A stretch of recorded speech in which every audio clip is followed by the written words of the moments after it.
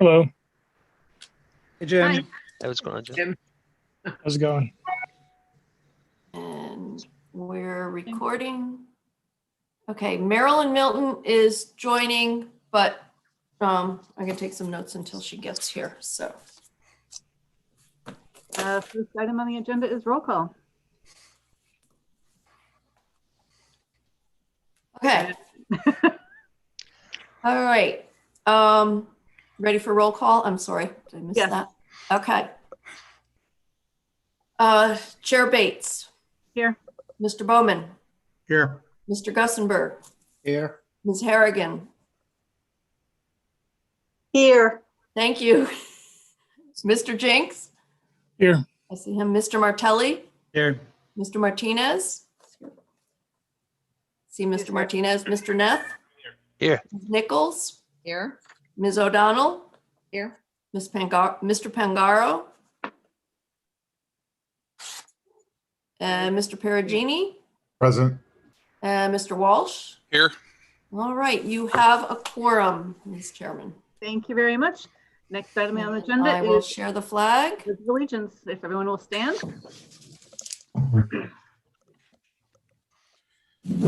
I pledge allegiance to the flag flag, of the United States States of America and to the republic for which it stands, one one nation, nation, under God, under God, indivisible, indivisible, with liberty and justice for all. Thank you. Okay. Next item is approval of the minutes from December 7th. Anyone have any questions, comments, concerns about the minutes? Okay, so I'm scanning, but I don't see anything. Anyone like to make a motion to approve the minutes? So moved.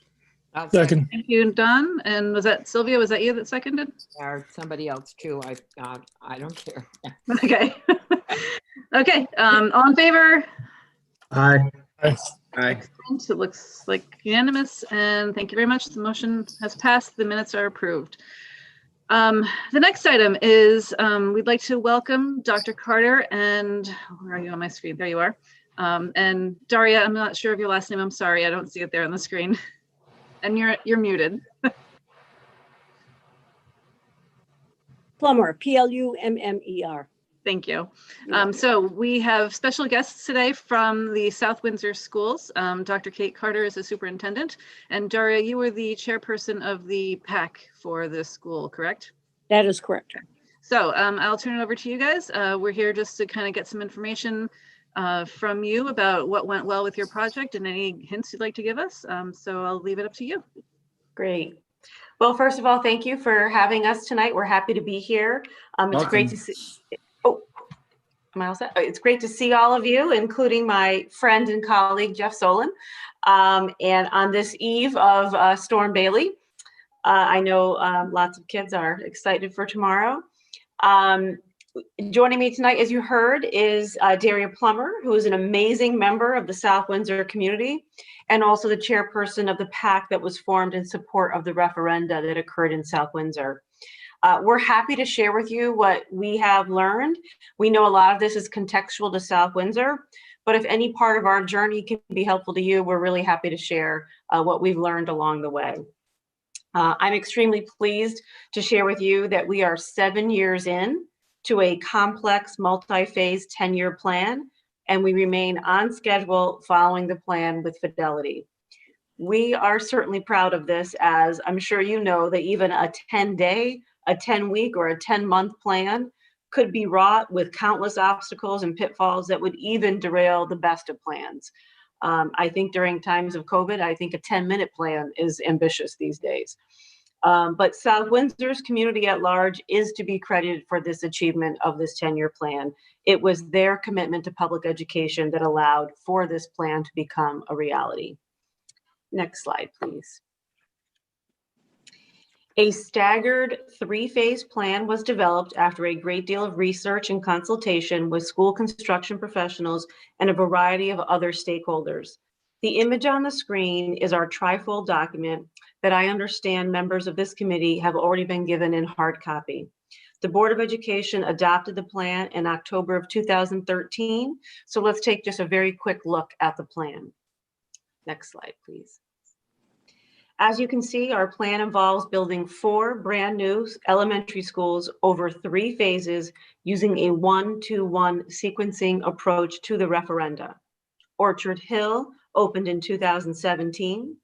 2 schools, Eli Terry and Philip R. Smith, just opened this past August. Yes, they opened during a pandemic, which was quite a feat. And Pleasant Valley is the last school, which is currently being designed and scheduled to open in August of 2023.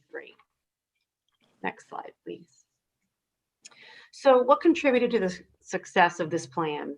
First, clear, timely, and transparent communication has been a major factor. The community responded positively to the trifold document, citing its transparency and ease with which to follow our progress. Our schoolhouse logo is part of our branding. It was created by a 2nd grade artist who is now in the 9th grade. The logo appears on every 10-year plan document we publish. We have also kept the community informed through newsletters, numerous school messenger emails, and maintain a comprehensive website with a great deal of archival information. Certainly that is on our website and available for any one of you who'd want to see all of the archival newsletters and communications that have gone out over the past 7 years. Next slide, please. South Windsor's support for education and the children and families we serve is the reason we are meeting with success. And community engagement was at the heart of this work and continues to be. Over the years, we have presented information to a wide variety of civic groups wanting to know more about the plan.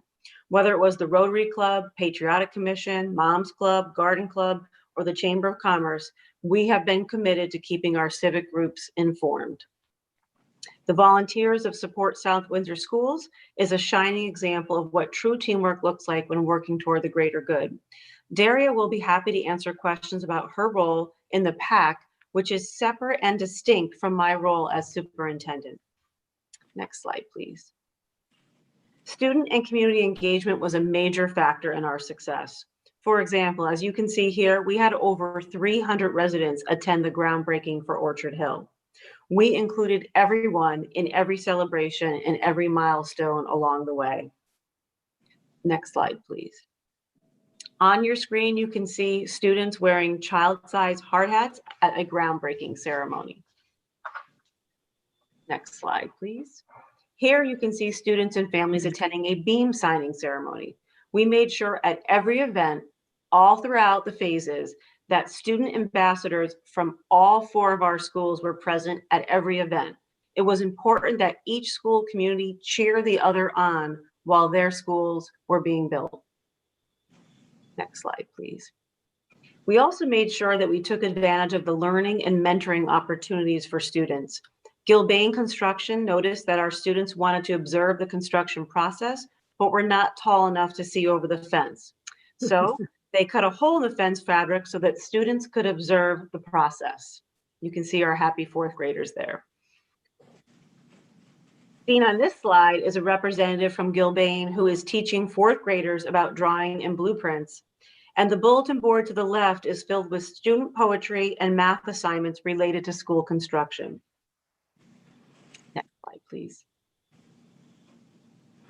Middle school students participated in a mentoring program to expose them to careers in architecture, engineering, design, and the trades. They were allowed to go on site, meet in the trailer, and learn from experts in the field. Parents and students loved this program.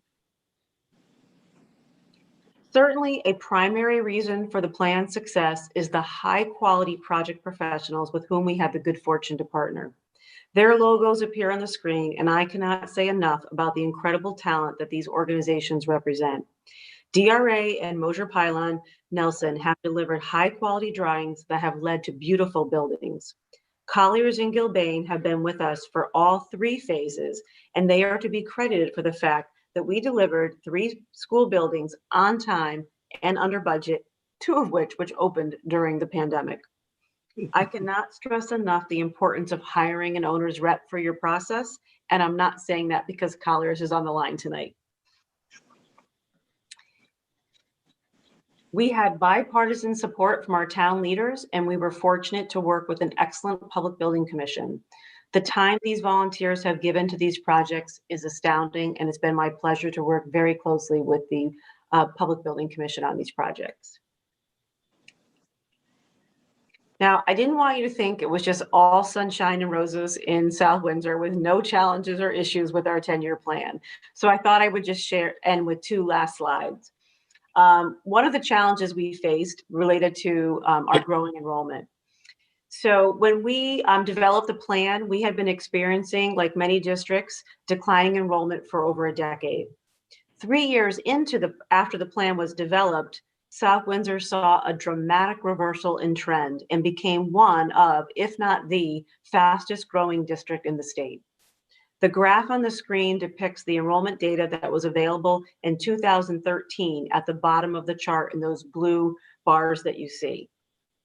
And the refreshed data shows a very different trajectory. So you can see the blue bars were telling one story in 2013, and then when refreshed only 6 years later, look at the dramatic change to where we're projected to head.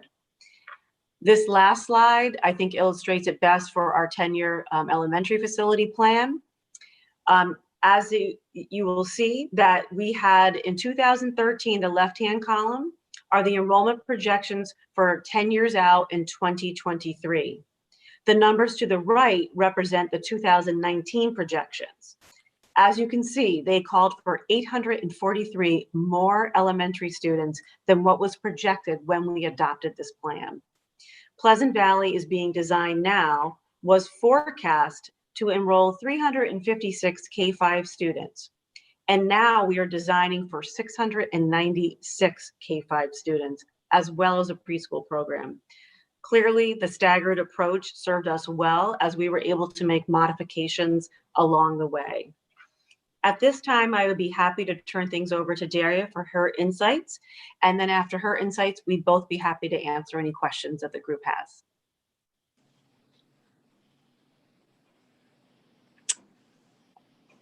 I'm ready. I don't know if you can hear me. Yes. Because, Yes. okay, good, because I'm just looking at the enrollment perspective. But I'm going to go forward if you're all good. I want to share with you the adage that build it and they will come. We are a wonderful community in which to live, and indeed, we built a school and all of a sudden we saw an increased enrollment, and not just because of the school. There were some other reasons why, but I want to start off with an anecdote. I happen to live in the school district where the first school was built. That being said, a number of people in my 4-block area are my age, 70s. And I will tell you, houses went up on the market. And before a sign could go up, and I am not exaggerating, in a 2-week period, 11 houses were sold because a new school had been passed the previous March. Build it and they will come. I'm going to use the word build again.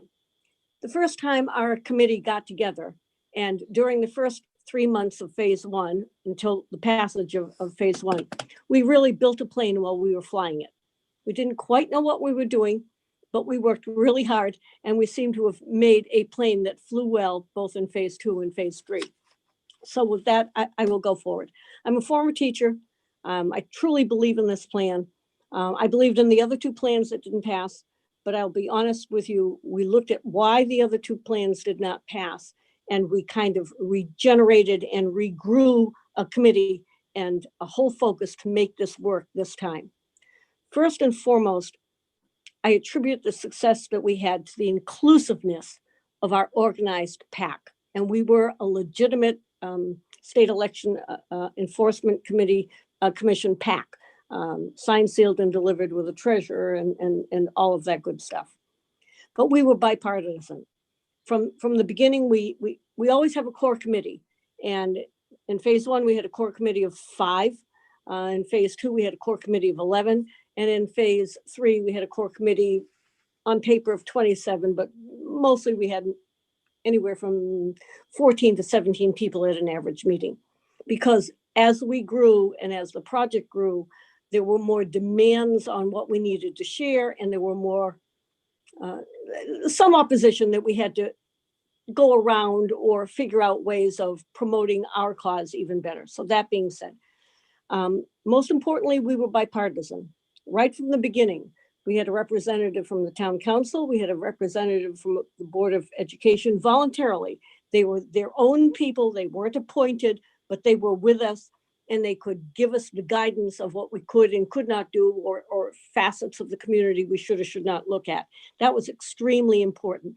And throughout the entire 7 years of doing this, we have been bipartisan. As new people have come on board, there have been people from both parties, as well as the total community. Some people who I have no idea who their political affiliation is, but we did not fight each other, and that was absolutely magnificent. We coalesced around the single most important thing, education. We wanted to sell these schools. We wanted to sell the brilliant 10-year plan Dr. Carter created. We believed in it, and that was our total goal. On our community, we brought in representatives. On our committee, we brought in representatives from the community. We had teachers, both active and retired. In fact, an active teacher was our PAC treasurer, I'm sorry. We had senior citizens, I being one, and others. We had parents with no skin in the game. We had parents who had skin in the game. Their children were coming up. We had residents totally without any children at all, but they believed in what this would do for the community. We had business representatives.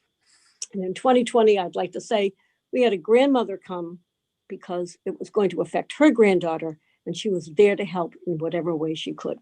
Says it all, just amazing. You have a nuclear decision core group. Even as we moved to a larger group in phase 2 and phase 3, the 5 of us sometimes would call each other up and say, let me bounce an idea off of each other. It was just sometimes easier to work in a smaller group for a moment before you brought everything to a larger group. When you have to make a decision with 20 people in a room, sometimes it takes a lot longer. But we would always share and interact, and it just worked well. Phase 1, we had subcommittees. We had the core group of 5, but we had subcommittees, and the subcommittees were finance, technology, and communications. Finance helped raise the money. Technology figured out how to do all of the communication printed pieces that we felt we needed to have. And communications developed the printed piece as, oh, excuse me. Okay, you're good. Sorry, I'm also baking for a presentation tomorrow. I apologize. Somebody is taking care of that now. The nuclear decision group, I'm sorry, I meant that. One of the most important things we had among all of this were people with specific skill sets, or ties to a skill set, ties to a graphic artist, ties to technology, extremely helpful, experienced in finance. You had to set a budget. You had to figure out how to maneuver around it. That being said, finding people with certain skill sets, a tremendous help to you. So on communications, of utmost importance are the documents that you hand out. We had a slogan, and the slogan was, and it came out of a committee meeting, a community committee meeting. Someone stood up and said, for goodness sakes, why shouldn't we pass this? It just makes sense. And that's what we did. We took it, we grabbed it, we loved it. And on everything, it just makes sense until we got to the very, very last week before any referendum. And then everything was vote yes, vote yes, vote yes. So we had a slogan that ran through the entire 3 campaigns. We also had a particular color, and it sounds odd that I'm mentioning color, but you don't want to cross any political committee from your community. So we avoided red, white, blue, yellows, anything that had to do with a particular person along the way. We went with purple. We'd never had purple signs. And everything we did was in purple. And I'll talk about that in a minute, but great purples, purple and yellow, by the way, but mostly purple. The Board of Education trifolds, Dr. Carter showed you those. You have them. They are just amazing. They laid out the 10-year plan. It had the most effective, comprehensive information that you could have. And there were a number of trifolds because as changes were made, as phase 1 came on board, and then we went to phase 2, everything was updated. We did not hand out anything that was not pertinent, and that was absolutely critical. So we established a PAC, and a PAC is very, very important. We were not responsible to anybody else but ourselves, and we made ourselves available. Now, understand that we had from basically January to middle March for our first referendum. We made ourselves available to every single local event that we could find between January and the referendum, where we could present our case or show up with a Board of Education member, because we did everything by SEEK rules. We didn't break one rule. Honest to goodness, we followed it precisely. But we went any place we could where there were parents and children.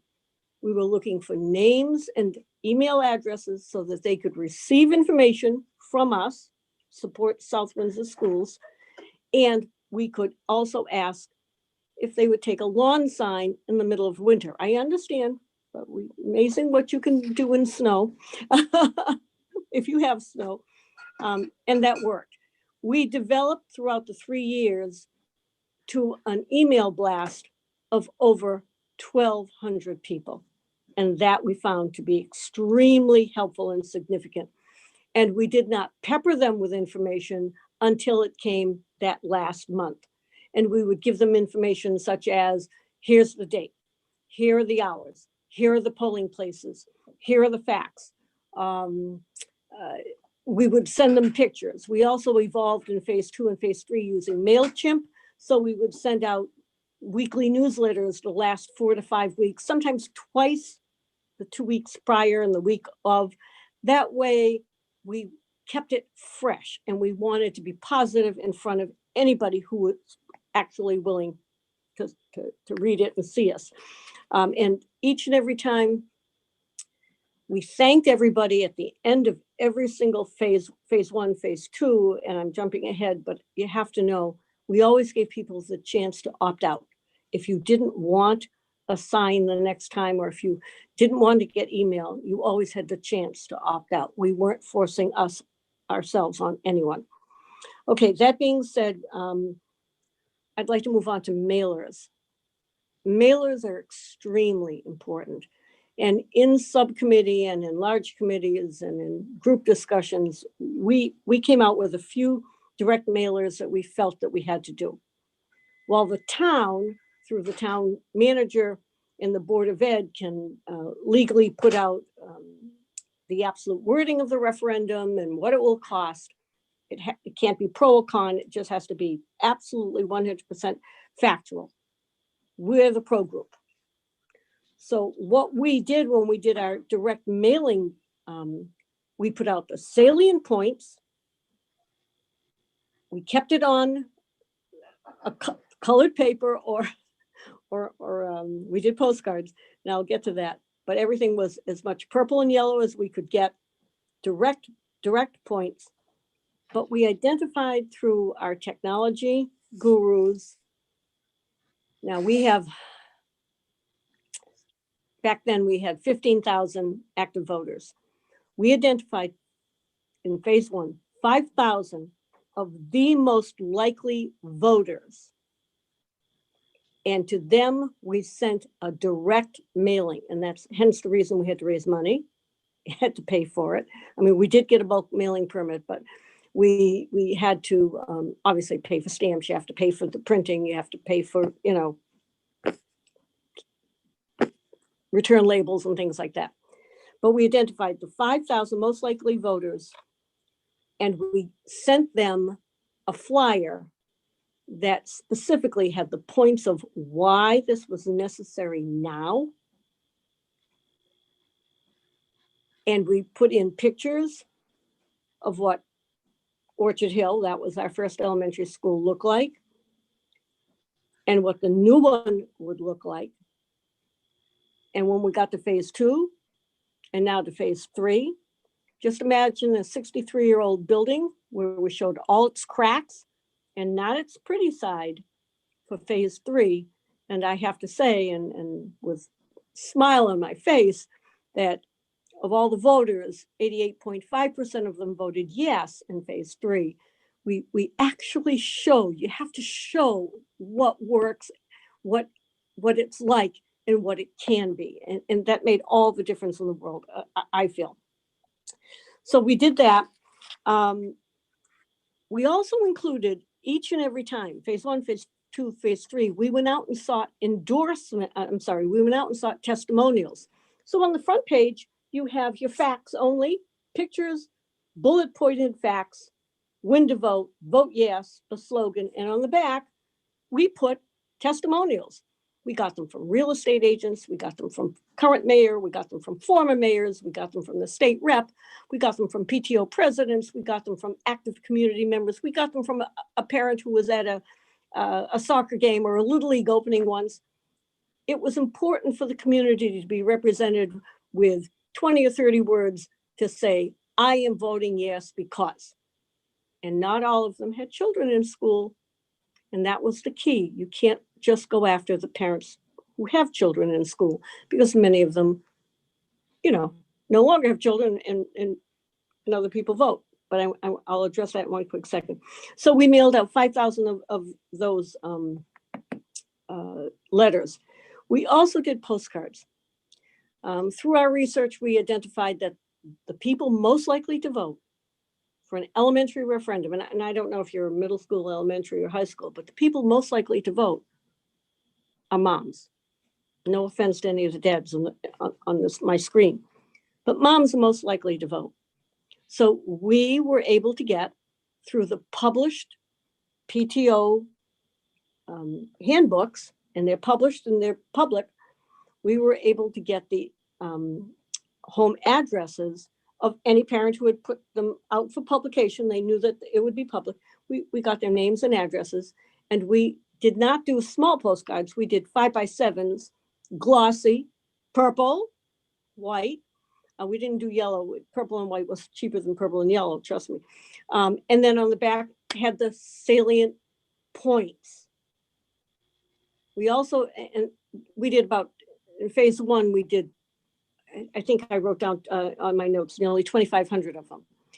Phase 2 and 3 got a little higher because we had more elementary school parents, and we never stopped, because if the town voted for one school, the elementary parents voted for Orchard Hill.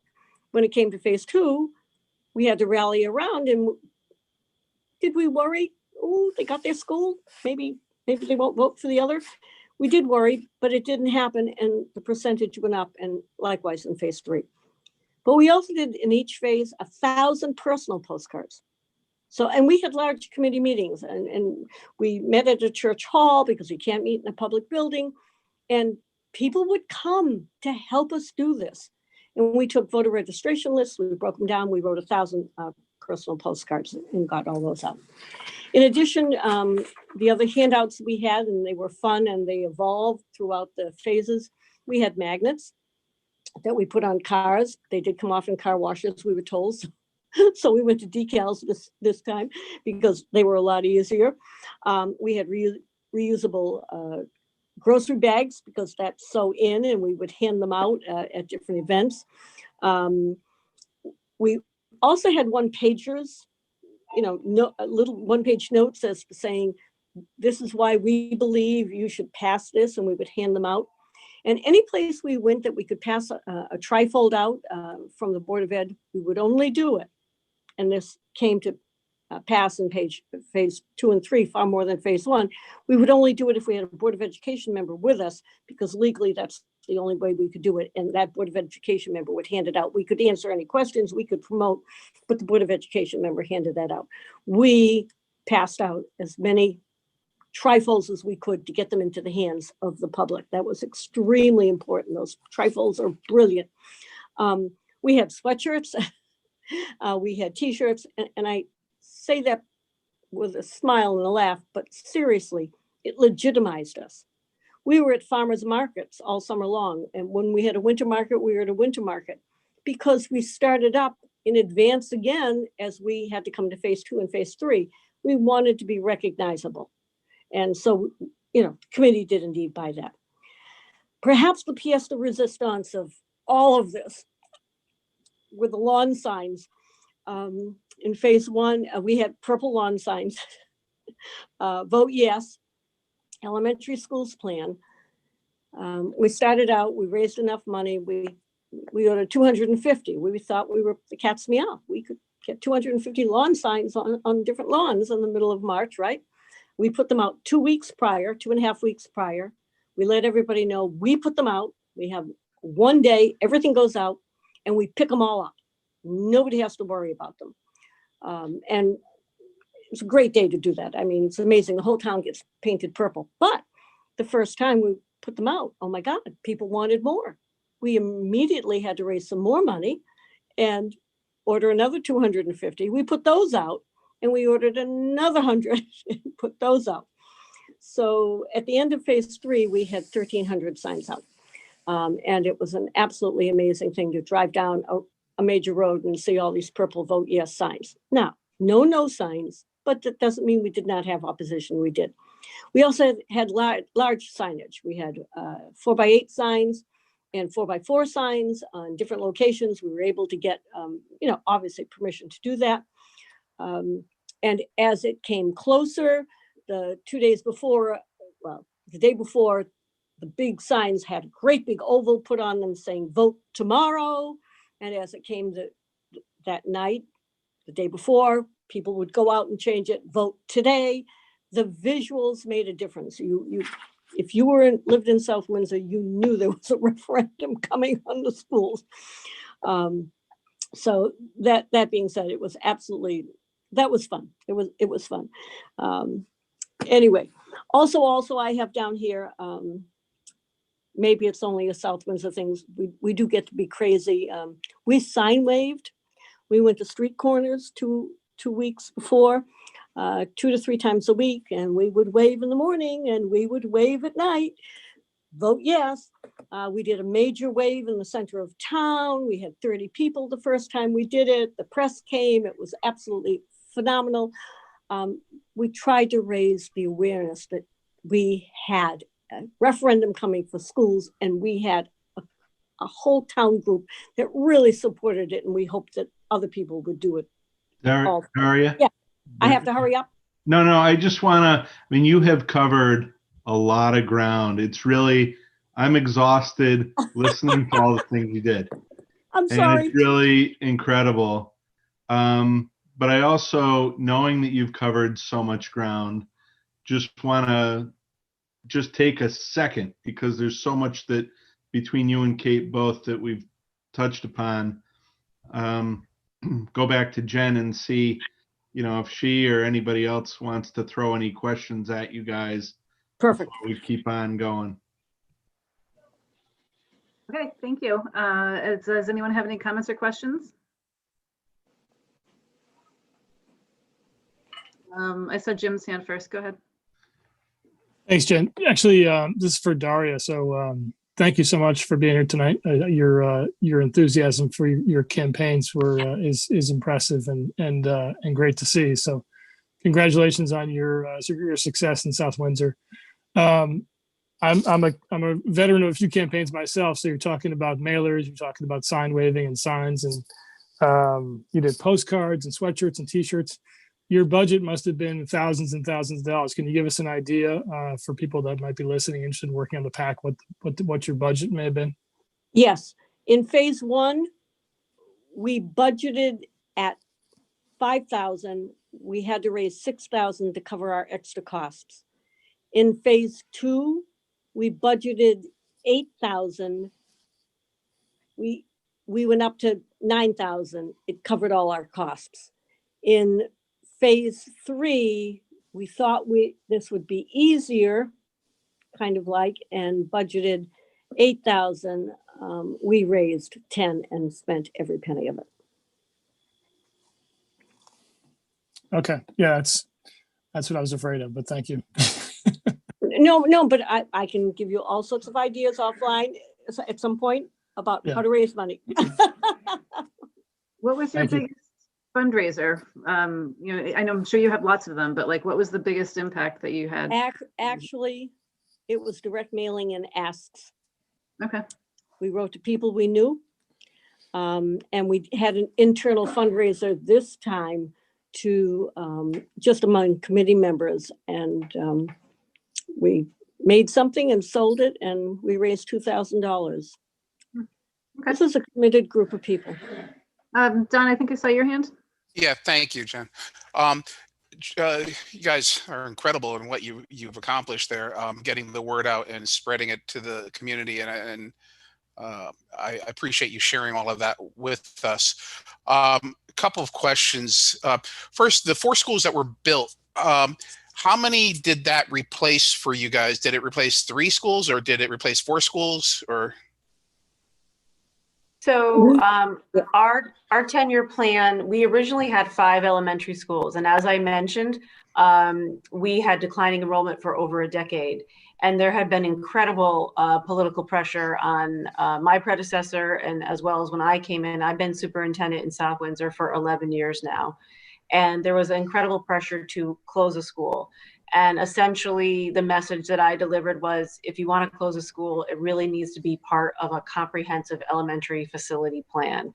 And people bought into that, which then of course turned into, okay, Dr. Carter, now we need a comprehensive elementary facility plan. So that's really what was born of this. And remember, as I said, when we developed this plan, we had been in declining enrollment steadily for over 10 years. And then, of course, in 2016, we saw a major reversal in South Windsor's trajectory. So we went from 5 to 4, but our 4 schools now are housing more students than what we had when we closed and what we're projected to be. Do you foresee a problem because you've increased the elementary with your middle school and your high school? Is that going to be the next issue? Yes, apparently school construction will be in my life for a long time. Yes, so the growth that we saw in South Windsor was at the early grades, K-5. We became a community that grew in for many reasons, but in large part due to affinity grouping. We became a destination from families coming directly and indirectly from India.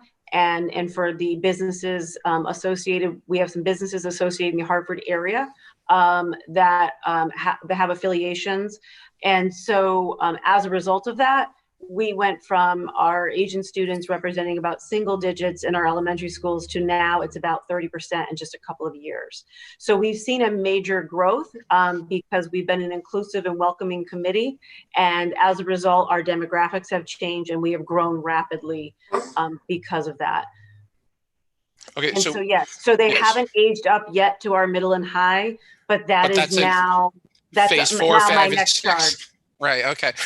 Thank you for that. And one last thing: did South Windsor have a group like what we have here in Chester, like our SMC group that we have here, or was it basically done through the Board of Ed and Town Council separately? You mean are you talking about the development of the plan?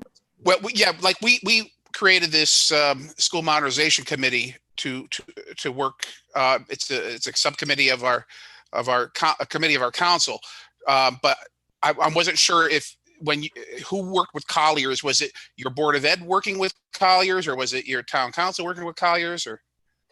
It was a Board of Education plan. We certainly work with lots of stakeholders. I can tell you the history that we have not mentioned.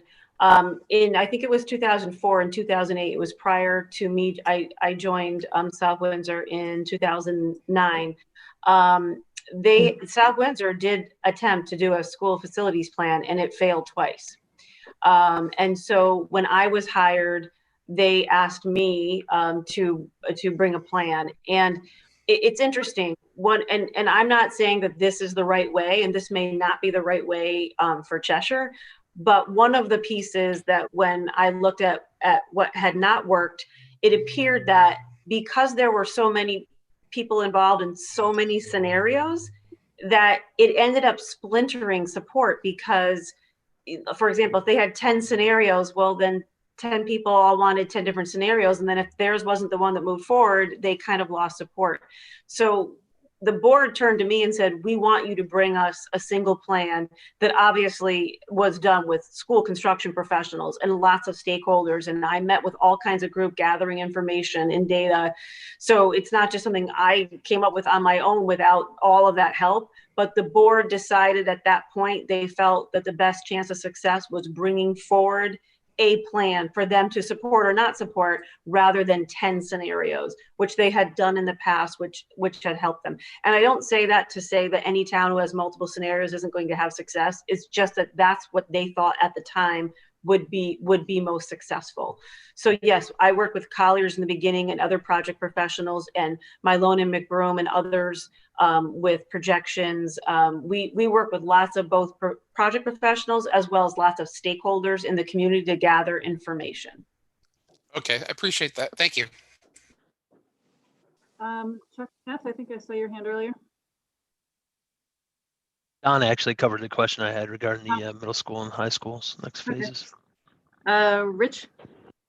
Dr. Carter, when we visited you up in South Windsor, there was discussion at that time about you first started off by looking at renovating your buildings and then in the end switched that to new construction. Can you walk us through that decision process? Sure. Originally, the plan was thought to be too new and to renovate like new. And ultimately, it was our meetings with the Department of Administrative Services when we described the needs of our buildings and the community and what was happening.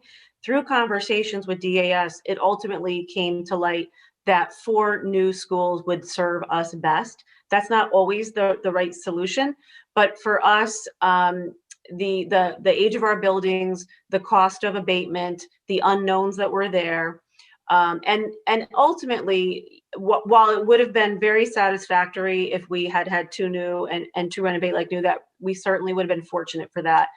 Ultimately, I'm very happy that it's 4 brand new. One of the limitations of renovate like new is that you're working off of that footprint, and it does limit certain areas of the building that really are going to be that way.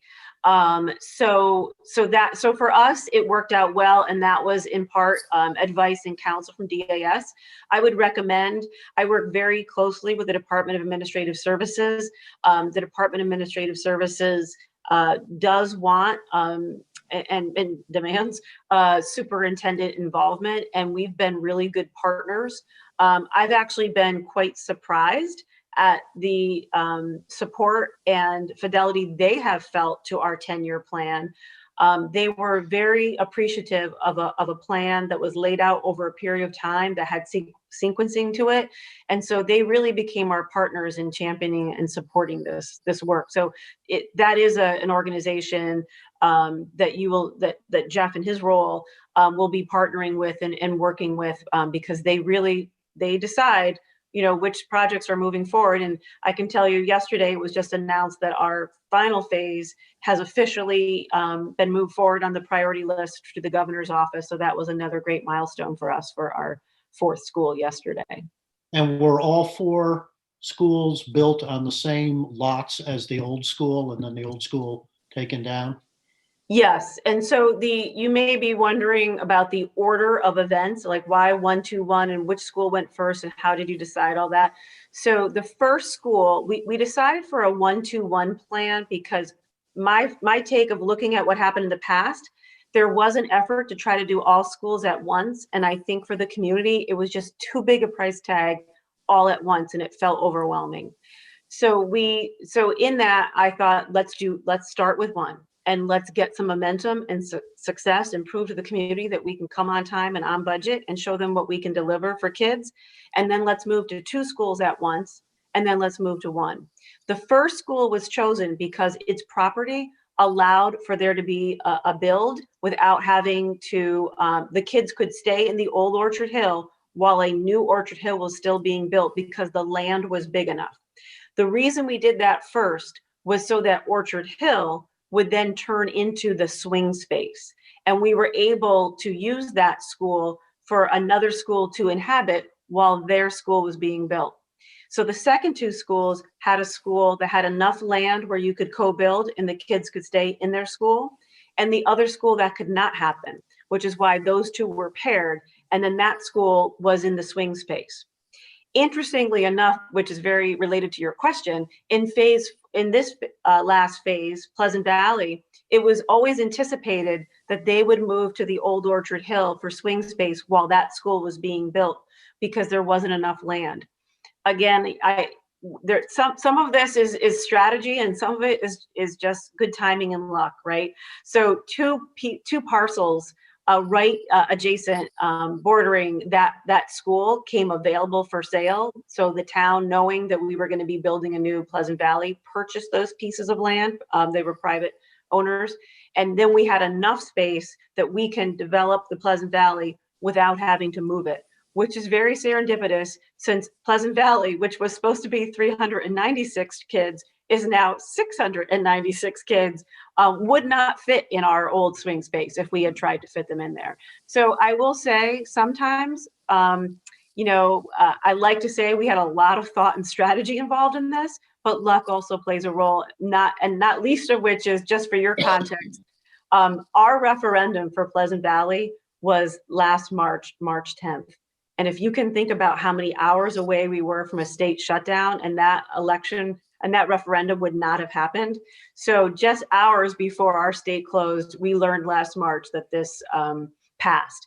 And so I do like to point out to people that sometimes just good fortune is also helpful in all of this. And we were very lucky to get that referendum in before the state closed.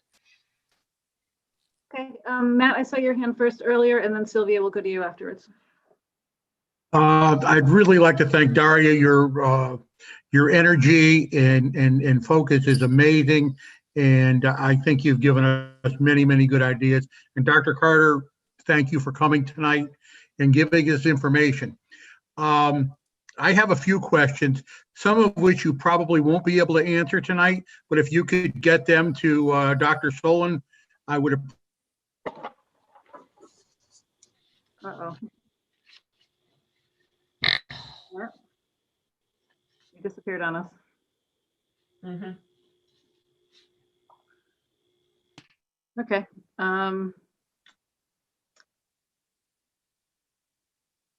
Okay, Sylvia, why don't we start with your question, then when Matt comes back, we'll go back to him again. Kate, it's very nice to see you again. I was also on that tour of your schools, and it was wonderful to see the success of your projects.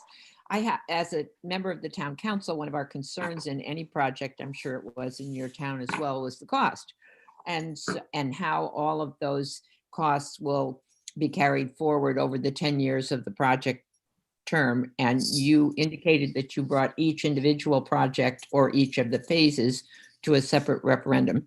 And that was great. This committee that we're sitting on today is a committee that was formed by the council to come up with some potential scenarios. And I envision, as we move forward, that the majority of the project management will fall to the Board of Education and the building department and so on, with council approval of financial issues.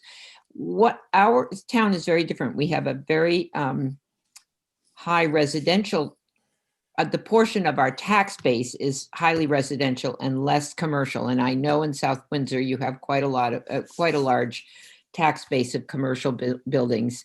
How did this affect the individual taxpayer in South Windsor, and also the commercial taxpayers? Because if the tax rate increased for them, it made it more difficult for them to be in business. And as the council, those are the kinds of things that we consider in these kinds of projects. So how is the impact of the taxes on both of those demographics? So at the time, South Windsor was very fortunate in that we had a lot of debt coming off the books. Okay. So for each of our mailers, and we're happy to share these with you, the town put together a chart that would show houses by their value and what years you could expect there to be an increase, and by the year and by the month. So we mailed that to every resident in South Windsor. So every resident, whether they were for or against this plan, got the tax impact by house, by property tax, by value of house, and that was developed on our municipal side. But we sent that out in our mailer to everybody, and we did it for every single every single project got that that layout. So I will tell you that when it's presented in that way, it became very digestible for our residents, because these numbers are so large that it, when you hear, Pleasant Valley was almost $60 million for this just one elementary school. The others were smaller in price because they were smaller in size. But I will say that, we were very clear and put that out. And when people saw, oh, 60 million only translates to X, a month for this household, it became very accessible for people. So that worked for us. I don't know how that will play out in Cheshire with what your debt schedule is, but for us, it was favorable. And so that became less of a stumbling block for us. I would appreciate any information you can give to us. Jim Jascott's our finance director, and he's in this call right now, so he's laughing at me because of my finance background. But I think he's developing those scenarios for us, because in the subcommittee that we're working on within this committee, that's one of the critical factors that will determine what solutions we begin to follow. And so that anything you can pass along would be helpful for that. Schools I mean, you're in a great position right now in that, because borrowing costs are so low, you have a window that may help your community, rally around and be excited. Again, it all depends on what your current debt structure is, but there is a window of bonding and borrowing right now that is favorable for these projects. And certainly, I'm sure you've been through these scenarios where you can factor in what the do nothing cost is. Absolutely. And working on that. Yeah. And what it will cost 5 years, escalation costs go up every year. So, that is also something, that hopefully you can communicate to your stakeholders. Good. And as this committee, Daria, your committee, we were so impressed when we were up there to hear, not directly from you, but from Ms. Carter about your activities. And tonight you filled us with a lot of energy about that. So, but what the critical point of that is, you are not a town governed committee. We cannot do some of the things that you could do through this committee, because it's a governmentally set up committee. So we would need to perhaps set up an independent PAC to do the same job that you guys are doing, because as you carefully noted in your presentation, the town of Cheshire can't take a side one way or the other. So we'd need an independent. Absolutely. Something that Rich is working on as part of his communications committee too, is to figure out if we can get someone to start something like that. Right. Jen, if I could just very quickly, Jim Jinks and I have been working on that, and Jody Bemis has stepped forward and is prepared to begin such a PAC. We met with her the other day. We went through lists of potential people to be on the committee and a lot of the information, and I suggested that she get in touch with Daria. I don't know whether she has yet. But we are working to get a group very similar to this up and running. So to that point, when did you start with your proposal? Was it after there was a plan decided as to what was going to happen, and you were going to close a school and build 4 new schools, and that's when you started producing all this information? My fear is, as one of your comments was, the larger the committee and the more ideas, the more diluted it becomes, and the more difficult it is to rally around one central theme. So now we have a lot of interest in what this committee that we're talking tonight with is about, how we're going to present things to the Board of Education and to the council, and what's going to get approved by the board and so on. And that is inviting a lot of comments, which is it as it should be. It should be transparent and people should have a stake in what's going on. My concern about promoting it is not to get ahead of the game until we have a scenario that is agreed on. So when did you come into the picture to become the promoters for the referendum and so on and so forth? We came in after it was decided upon what the plan would be. So there was a 10-year plan when we came on board. We Okay. did not have to go through any of the various scenarios that the board may have gone through prior to our arrival. Okay, and that's where we're at now, is getting input to that point. But my personal opinion here is that we have to be careful about making sure that we have one plan to get the town to rally around and not be trying to do it too early. But that's my own personal comment. Yeah. But Sylvia, when we talked with Jody, we did suggest that she take this next couple of months to begin to gear up, but that she not really get active until a plan has been approved. good. Okay, that's just my opinion. So, No, I agree with your opinion, okay, as always. good. Well, not always, but that's all right. Okay, well, it looks like Matt was back, but I think we lost him again. So whenever he comes back in, we'll let him go next. But in the meantime, does anyone else have any questions, comments? Could I just add one thing? Sure. Social media can be your friend and not your friend. In our case, social media was our friend. Coming on board were a lot of young people, amazingly able to get in touch with a whole array of other people very quickly. We used Facebook, we used Instagram. I even have an Instagram page. Can you believe that? I don't use it anymore, but I had one. But we promoted everything and we tried to keep it fresh and alive all the time in front of the public. And we still have, if you'd like to go visit, a Facebook page called Support South Windsor Schools. And it's on Facebook.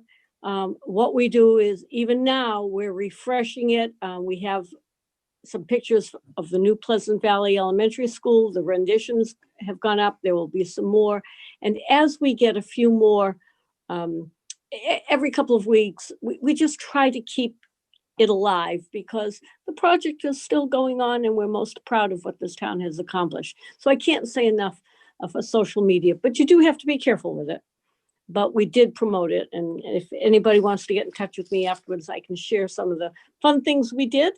And it really was fun. And, I'll just add, it hasn't been asked, but people may be wondering too. So Derry and I are here tonight together. We obviously, our missions overlapped in this process, and I can't say enough.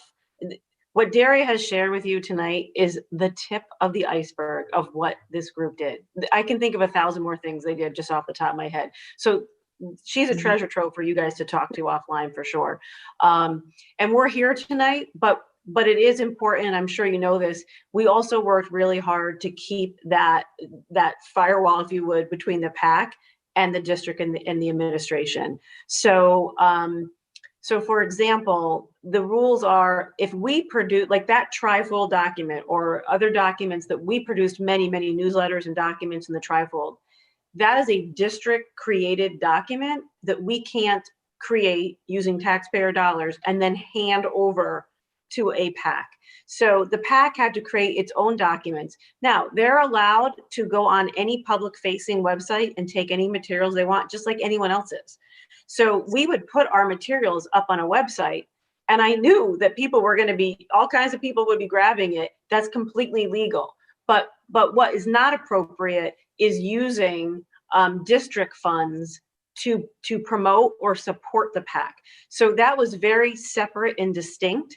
Sometimes I was very, very conservative, as Daria knows, on this matter. So it's really important that you do that, but it doesn't mean that you have to, act like, the PAC doesn't exist, or, that was, and then and we did not have a no PAC. And that can happen in a lot of communities. And then you have to give equal access. So whatever access that we may or may not have given to this PAC would have to be given to any PAC, including one that would be promoting no. So that's just something to keep in mind in your planning with this. But we were very careful about that in terms of really monitoring resources, funds, people's time. There's lots of important rules that you'll need to follow, and you're definitely, going to be wanting to work closely with your town attorney on all kinds of things throughout this process. You're going to be wanting to work early on when in fact you do get close to referenda. You don't want last minute working on the explanatory text for your community. You want to make sure that explanatory text is written in a way that is objective, clear in the facts, but also making sure that includes all the information that you would want that is appropriate to be available in an explanatory text. So that's something you're not there yet, but once you get there, that is something to be thinking about. That should not be last minute. All right, yeah, Don, go ahead. I'm sorry, I had one more question. I know South Windsor has had some pretty large grand list growth over the past several years too, which kind of helps offset some of those costs. But do you know what impact the schools had on your mill rate for over the 10-year plan, or do you have that information? I don't have that data off the top of my head, but it's certainly available, and we could certainly get it to you. Yeah, I think that would give us an idea of what 4 schools did for your mill rate versus. But I mean, I do know that South Windsor's growth has helped offset a lot of that cost too. So I had a quick question. Go ahead. Thank you so much, Kate and Daria, for your presentation tonight. You got me excited. I've been excited this project going back 3 years now. So, but hearing excitement in your voice, both of you, and the enthusiasm you have and the pride you have in this, that's really refreshing. This may not be answerable, but I often wonder, and particularly in South Windsor, with the fact you're building these new schools, are you finding, and is there a way to quantify this, that your enrollment is increasing because of that? Or is it really not related to the new facilities? Is there even a way to quantify that? I think it's hard to quantitatively define that. I can tell you that's what people believe.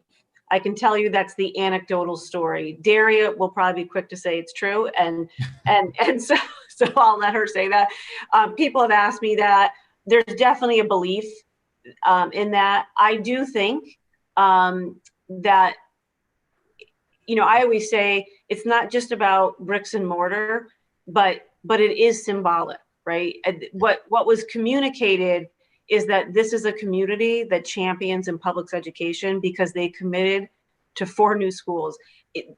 This is we recognize how rare this is. We recognize that this doesn't happen everywhere. And so, we're constantly recognizing our community for having championed public education. And I do think the buildings serve as symbols of that. I also think it's assisted in helping to recruit high quality staff members, because when I meet with potential teachers and leaders that might come to our district, I point to the referenda results and say, this is a community that champions public education. That data is clear, right? I mean, 88.5% of those who went to the polls voting yes, that is data that is not easy to refute. So there's a lot of benefits for showcasing your community as a community that cares about education, which I believe did draw lots of young families. It's not just the affinity grouping that I was referring to. It's definitely a draw, and it's definitely a draw for staff as well. Awesome. Thank you, Dr. Carter. Thank you. Oh, I'm sorry, Daria. No, I just was going to simply concur with that. I have to say also, people come to South Windsor, and you can ask any of our real estate agents, realtors, they will tell you. I mean, we have great trash collection. I admit it. We have wonderful snow plowing. We admit it. Leaf collection. We admit it. But that's not the reason they come to South Windsor. They come to South Windsor for the schools. And yes, having 4 new schools is a tremendous attraction. And we're very, very proud of it. And we have nothing but gratitude for the community that recognizes that a key to keeping a really strong community is strong public education in that community. Excellent. Thank you there. Thank you so much. Very well said. Thank you. Matt, I see you're back now. Would you like to ask your questions? I would. I was completely out, so I don't know if any of these questions have already been asked, and if they have, I'm sorry. One is I started with the age of the high school and the age of your middle school. So our high school moved over to this new facility. It was renovated, I want to say, in the early 90s. Similarly, our middle school and high school are not in as much need of renovation. Our middle school is newer. It's been around, but it's newer and it still looks great. Our high school could use some work, but not at the level that our elementaries needed. Our biggest issue at the middle and high school isn't necessarily going to be its antiquated nature, but it's lack of space for our growing population. And so we may be looking at some pretty interesting and creative solutions for a middle school that is about to have on the verge of being overcrowded. And our high school, if the projections hold, and we don't know, things can change, right? But if the projections hold, our high school will have 500 more students than it does today. Our high school cannot fit 500 more students in it. So we are going to have to do a second wave of looking at our facilities plan. What is your state reimbursement rate? I think for our current project, Pleasant Valley, and Chuck, you can correct me, I think it's 37.14. Does that sound right, Chuck? 0.86. 0.86. 37.86 for this, and I think 37.14 was phase 2, I believe. Got it. And when did Evergreen Walk start to pay their taxes? Were they on a deferred basis, or did they pay immediately upon their COs? That I would have to research. Okay, and one last question, is your tax base commercial, industrial, as opposed to residential? Could you get us the percentages too? Yes, someone did comment about that. I don't have those percentages off the top of my head, but that is something we could certainly share. Thank you. And again, you guys did a great job. Thank you. Does anyone else have any other questions?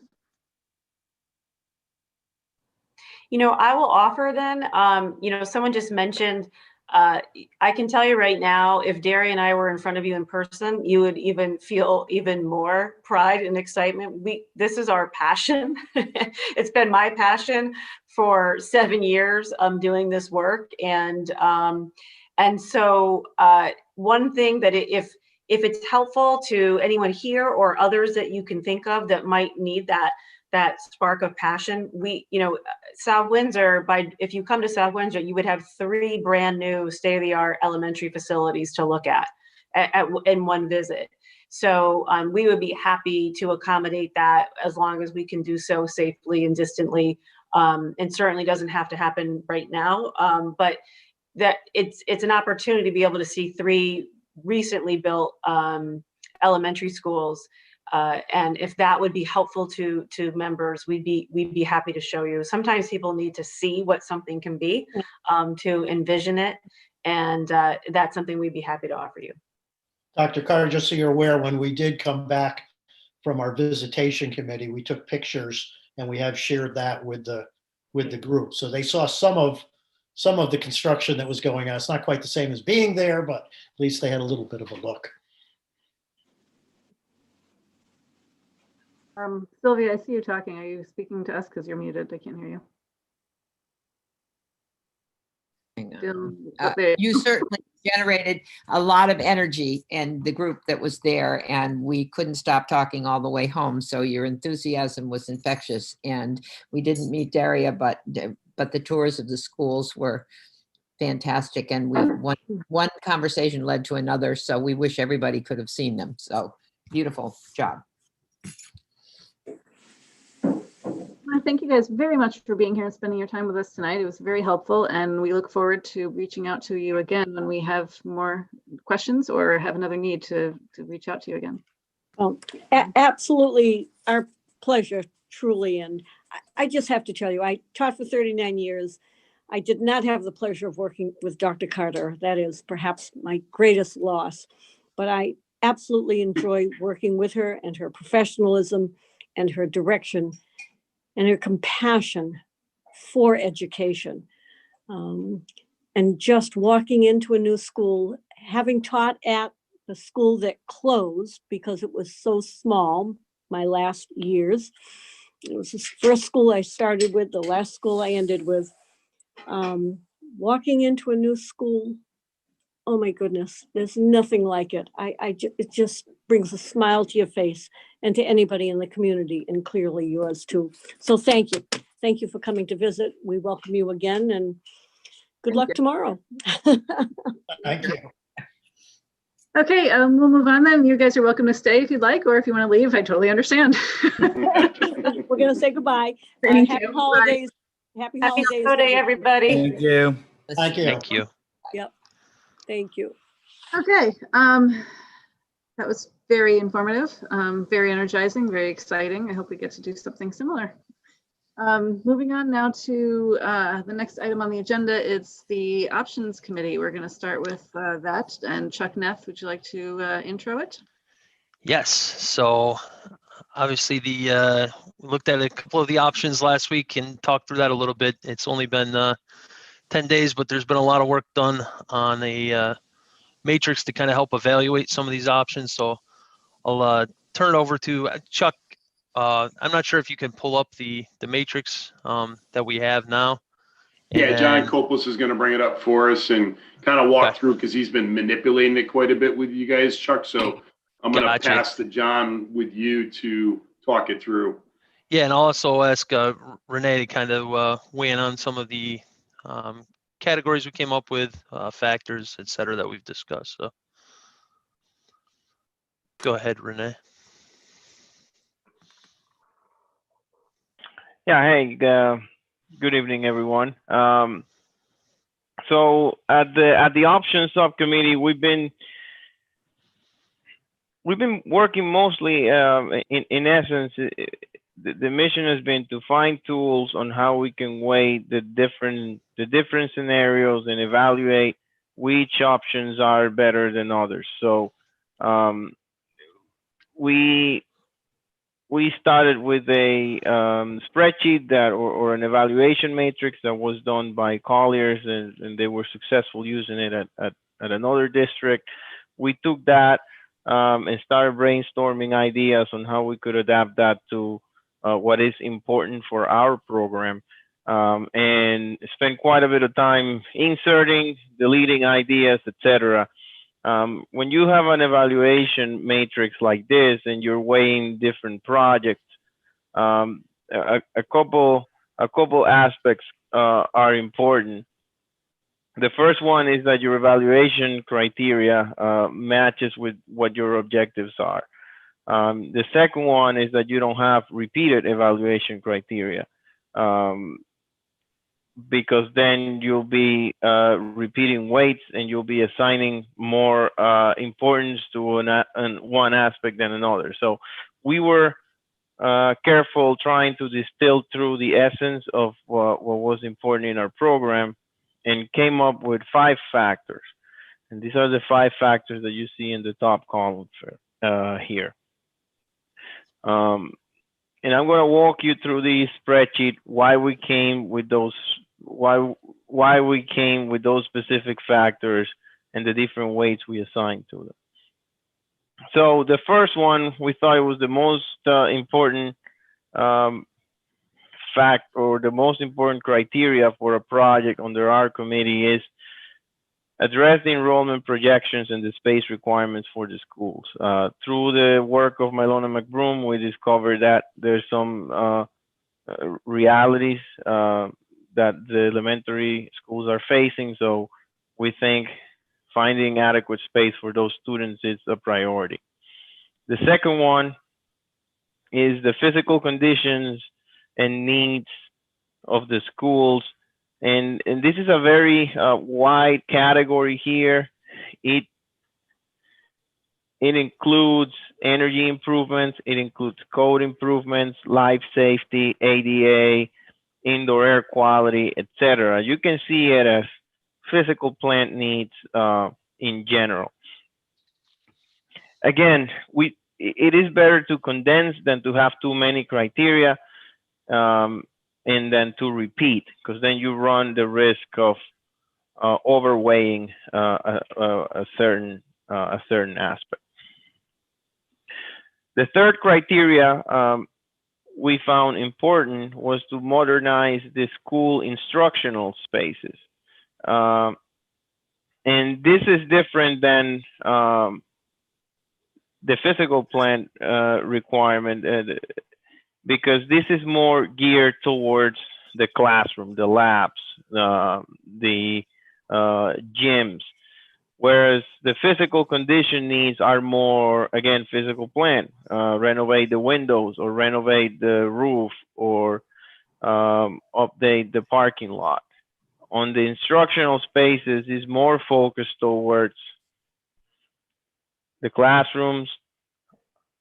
How does that adapt and become inclusive of 21st century learning?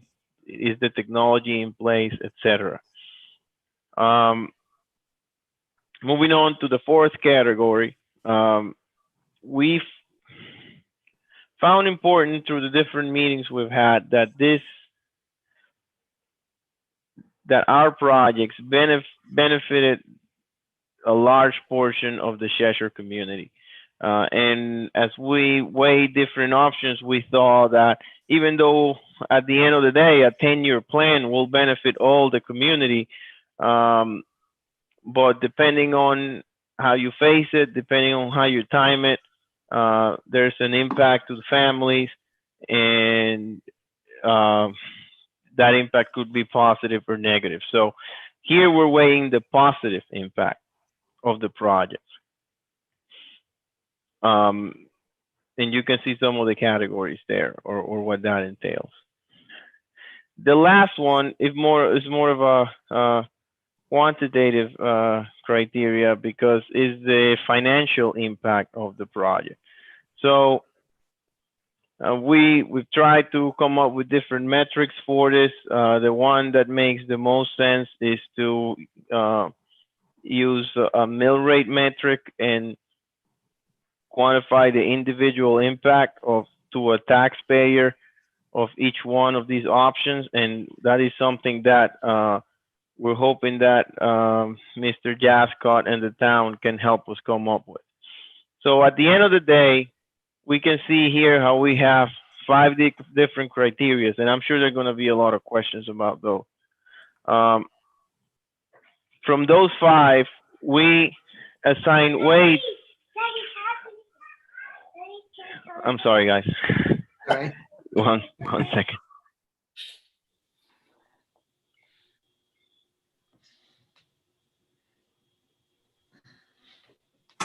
Give him a second here.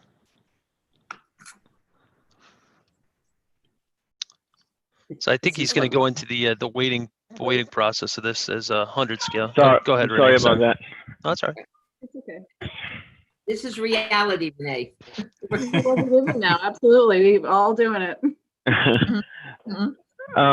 So 1 minute, please.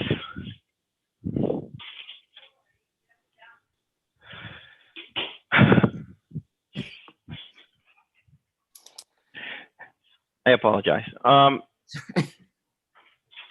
So we have our 5 criteria. We also have several projects that we have listed on the left here. And these are all the projects that we've been discussing lately. All the projects represent a 10-year plan, and it's basically sorted as which project do you start with, right? Is it a K-6 elementary school? Do you start with the middle school? And there's some permutations to that. So these are the same projects that we have been discussing and that scholars have presented to us over the last couple of weeks. So I'm not going to get into much detail into this because this has already been discussed at length. So at the end of the day, what we're asking for the team members is to score at each one of the yellow spots that you see there, each criteria for each particular project on a score to 1 through 5. The subcommittee has assigned weights to each one of the criteria on the top based on our discussions and how important we think it is for the overall plan. So you will see that the most important the most important criteria, which is addressing the enrollment projections, has a weight of 30. The next one has 25, 25, and 20. You can see how we arrived to those numbers by, for those of you who haven't seen it yet, watching our different YouTube sessions that are archived in the town website. But there was quite a bit of work involved on those. And if there's any comments, I'm hoping we can discuss that today. But at the end of the day, we should be getting a score for each one of these options that then we can use to compare them amongst each other. And we're hoping that after each team member does that, we will throw all of that into a spreadsheet, average the results, and that will give us a good understanding of where we sit in regards to preferences of the group of one option versus the other. So that's a quick summary. I know it's a lot to take, but opening it for additional clarifications from Jen and Chuck, and then to questions. Yeah, I think just to clarify the weighted scores, really you're looking at the yellow boxes that are on there only and ranking it 1 through 5 of how it addresses the factors at the top as Renee discussed there. So 1 being the lowest, meaning it doesn't meet the space needs as effectively as some of the other options, but just in general, and kind of going through there. So the final category of the financial impact, that's information that's going to come, as you said, from Jim, the town council folks, and when we talk about the financial group here at the end. So I appreciate that, Renee. It was good. Yeah, thank you guys both. I also just wanted to kind of elaborate a little bit on the way the calculations work slightly. So like Chuck said, if you put a 1 through 5 in that first yellow box there, the highest score that could get would be a 5, which would then turn into a weighted score of 30. So if you put in a 5 there, the weighted score next to it would be 30, and then we would add across to see what the total score is for that particular option. So just want to make sure. Thank you. If we put in random numbers across the board, it will add it up for you, and then you'll come up with a final score in the column at the end, and then you can compare different options against each other.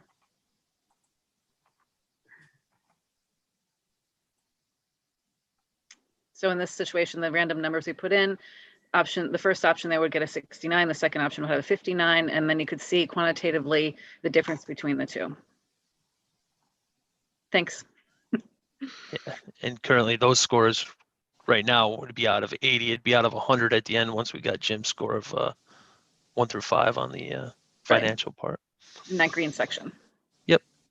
Can I go back? This is Sylvia. Can I go back to the categories? Go back all the way. I want the screen moved so I can see the options that we're looking at. Scenario number 1. Nope. Wait, that's it. Scenario number 1. Mm-hmm. I don't have the whole thing on my screen. If I shrink it, I can't see it, but I can't see there you go. Can't see the left-hand column all the way. But the first scenario, I can't read it. Hold on. Do you want me to read it to you? Yeah, well, the screen is too big. If I have it 100%, it's too big. If I bring it down to 50%, it's hard to see. For the first scenario, it's a new K-6 elementary school, CIP or renovate other elementary schools in Dodd, and then renovate the high school. In that Okay. situation, Darcy and Chapman are taken offline and the pre-K goes to Highland. So that would be the first one. And so we're not getting into the weeds with very specific things about specific differences in classrooms and lab space or any of that in any of these things. It's just generally, if we do a K-6 elementary school and we renovate or capitally improve the other elementary schools and Dodd and the high school, will that meet those criteria that are in that first column?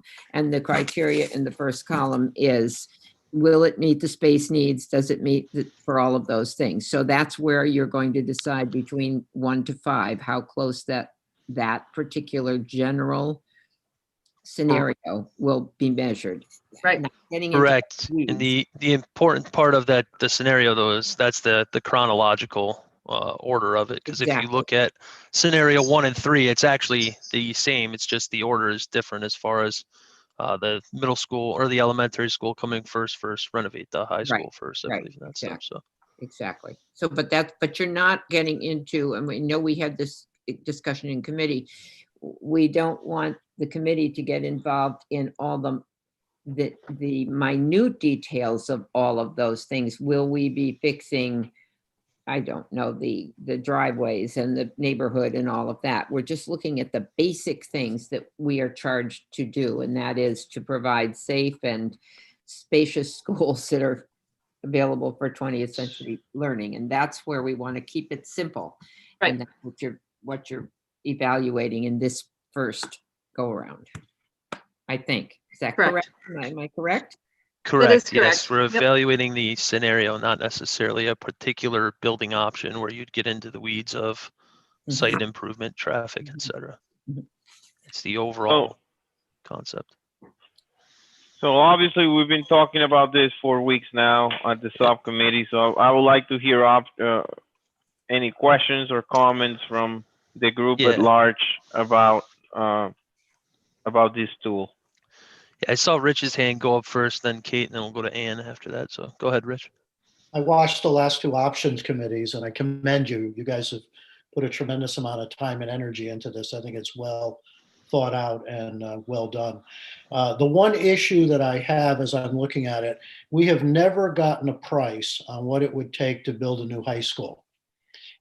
And all of these, except for number 4, make the assumption that we're renovating the high school.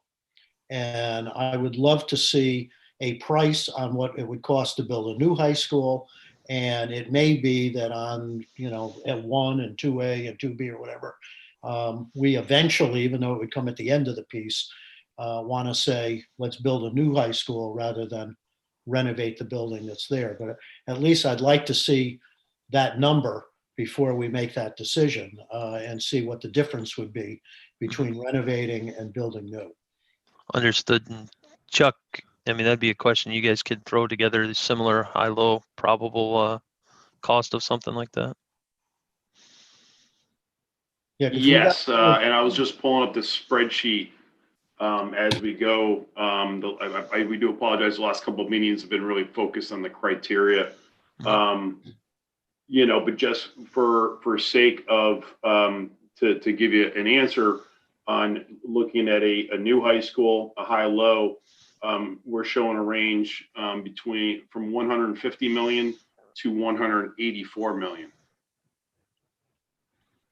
And that's that school would be actually could potentially be smaller than what your existing school is because of your enrollment numbers, and the variation in the numbers are related to how the educational specification is drafted and the program specific, similar to the other options.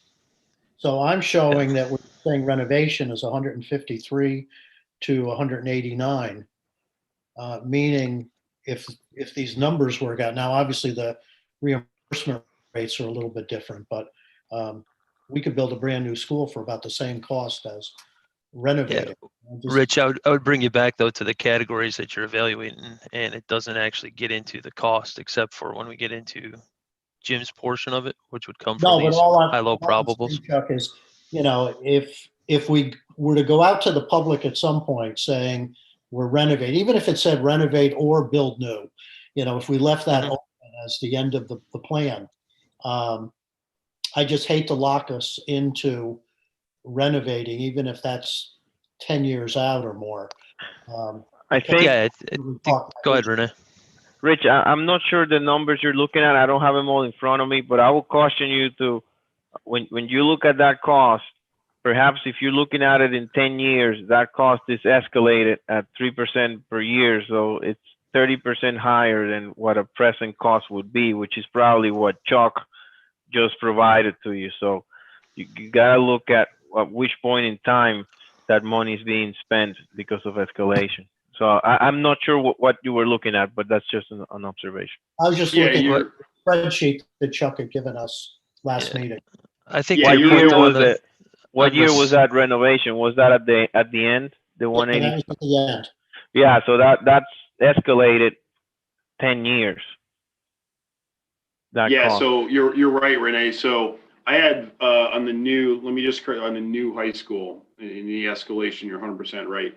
We had that was out 4 years, and I think because we have been modifying numbers a lot. But if we went apples to apples, 10 years out on both, which is the big factor on a new high school, you'd be 183 to 224, 10 years out from now. And that's the comparable number for the high school renovation, 10 years out is a 153 to 189. So I do apologize for that. I'm doing it on the fly. Thank you. Yep. I'd be happy to share the spreadsheets as well. Rich, to your point though, in the scenarios, if we had changed the last line from renovate high school on scenarios, let's say 1, 2A, 2B, et cetera, to like address the high school, whether it's renovate or new, I mean, it'd be similar for the categories that we're looking at. At least then it doesn't lock you in for 10 years from now when you look at the building and say, we didn't want to commit ourselves to just a renovation. Understood. A school that, a good part of it was built in 1950. Yeah. Yeah, and I think it goes back to kind of what Dr. Carter was saying, that in these long, 10-year engagements, things change and they evolve. And their plan did, and your plan will as well. We don't have that crystal ball, so these will evolve through time, and priorities may change, through the years. Yeah. So as we look at the word, if clearly, step one is going to be very clear. We want to build a new school, we want to, or do whatever. But the other ones, we probably want to word them in such a way that there's a little bit of flexibility to adjust as you get to, down the line somewhere. Understood. Thank you, Rich. Go ahead, Kate. I had two separate questions. So the first one was, we've heard a lot from Jeff and Vin about the increased special education needs, bringing programs in-house, Smart Start pre-K, all those additional rooms. When we think about the special ed requirements specifically, should we be considering that under like a physical condition because we need the spaces, or more of a modernization? I'm not really sure where we should be thinking about that where it comes to the factors. I think it should be both. I think I think that specific concern fits into these two criteria: modernizing the school spaces and addressing the space requirements. So I think that depending on the project, I think it will be rather evident what projects are addressing those needs more than others. And these criteria are general by design, I would say. So there is room to address items like that, for example, because what we found through this analysis is that there's quite a bit of different criteria. So it was best just to try to lump them into buckets and leave it to the people filling out the sheets, us, or to the bigger committee to decide how to assign the different scores. Okay. My other question was about the 1 through 5.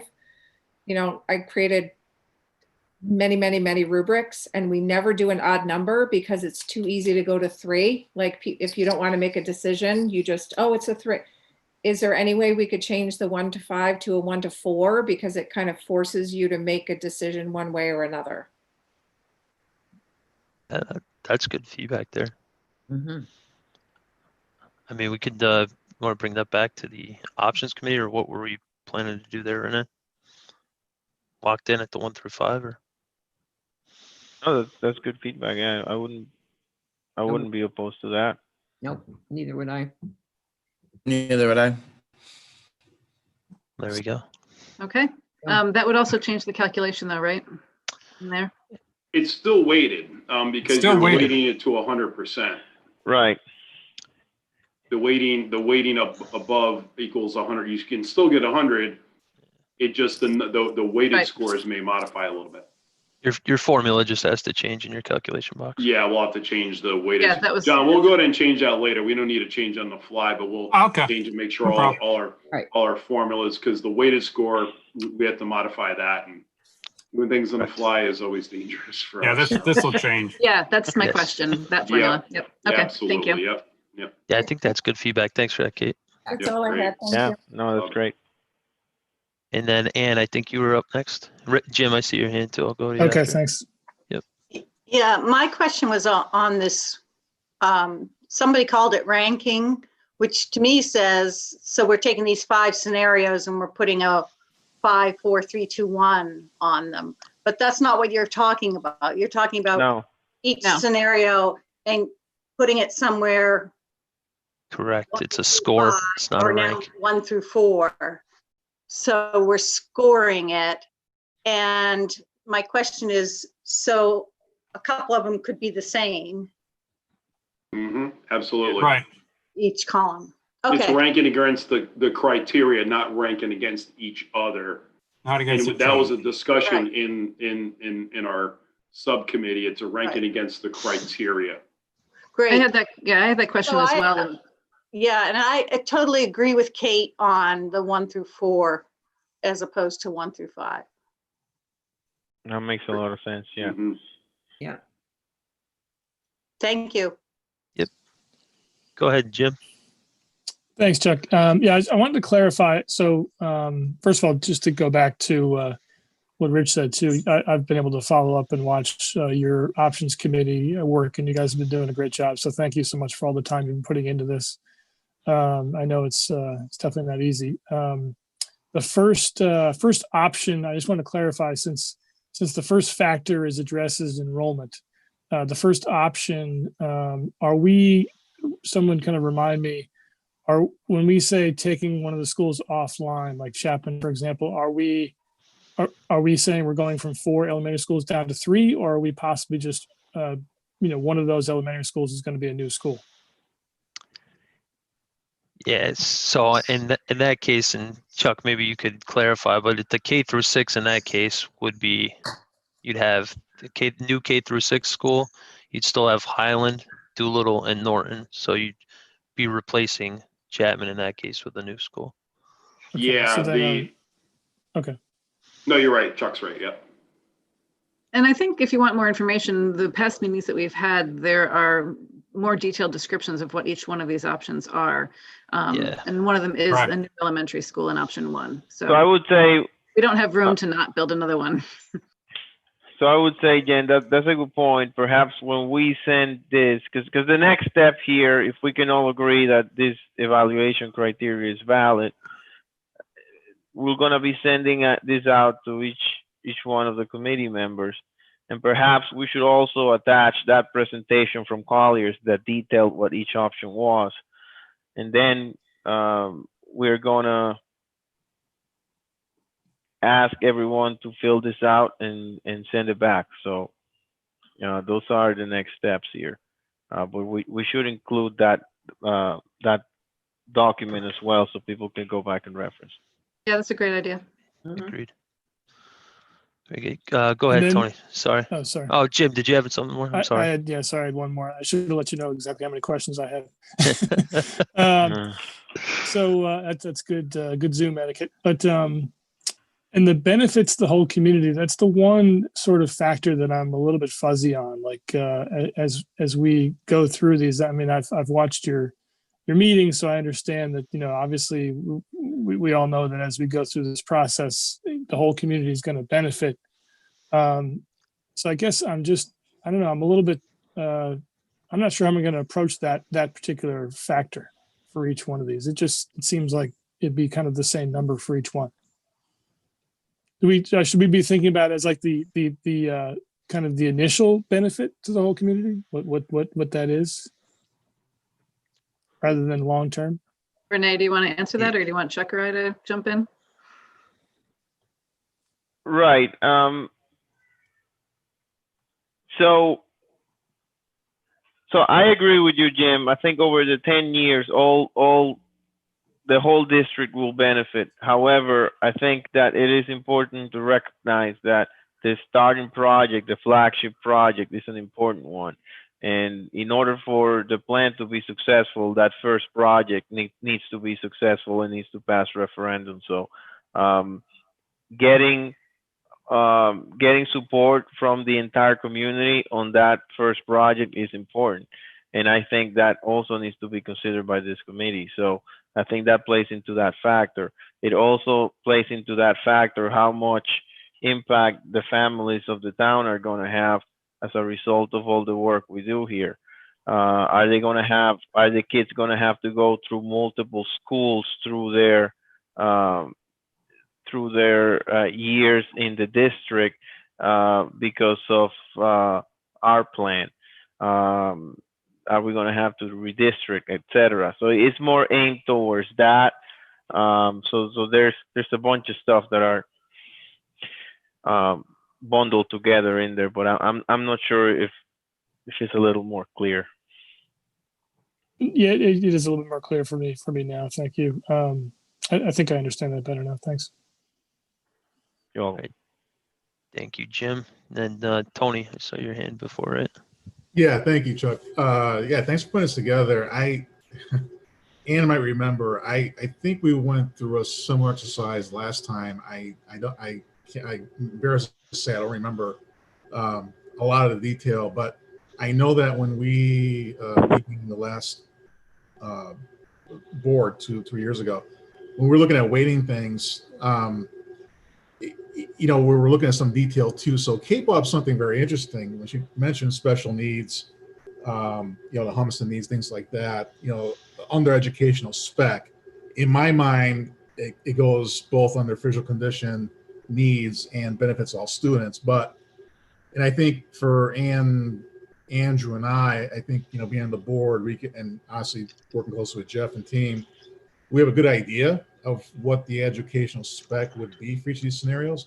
I don't know if the rest of the committee does. Like, I don't know if the SMC knows, for example, what would evolve with educational spec and any of these options, and would it be worthwhile to have some kind of list around that from the board or superintendent, so that members of the committee have an idea of how it will benefit students. Is it going to be new programming around, I don't know, science labs? May as be very detailed, but maybe gives an idea of what may evolve to help that spec. I guess if you're going to do the financial analysis, and we'll have a little bit of that detail for the last block, it might be worthwhile for the Board of Ed to do something similar for maybe benefits all students from a program point of view. Just putting anything out there.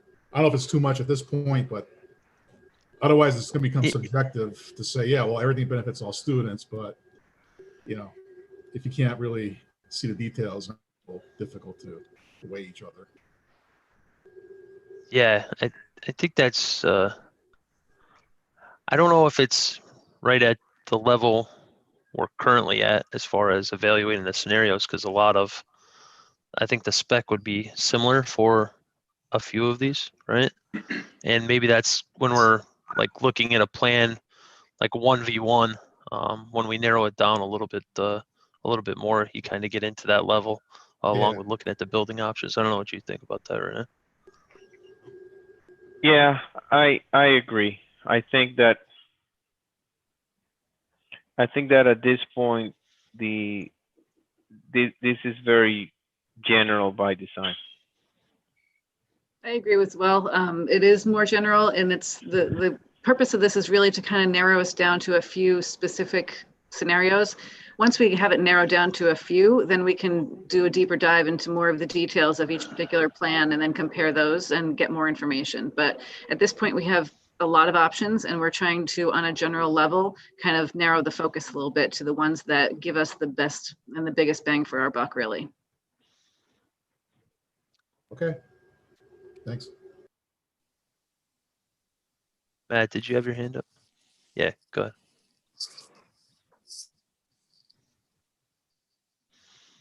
I'm just curious, and it really is curious. We are the School Modernization Committee, and how did we get on to address enrollment projection and space requirements instead of focusing on the physical condition and needs and the code requirements of the schools?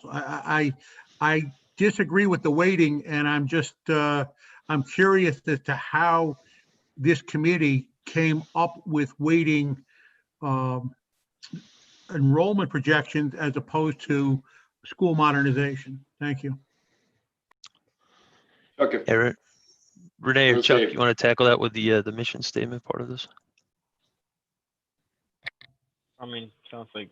I mean, Yeah, go ahead, I can tackle it from the space requirements. So it kind of, this has kind of evolved, and it kind of somewhat relates to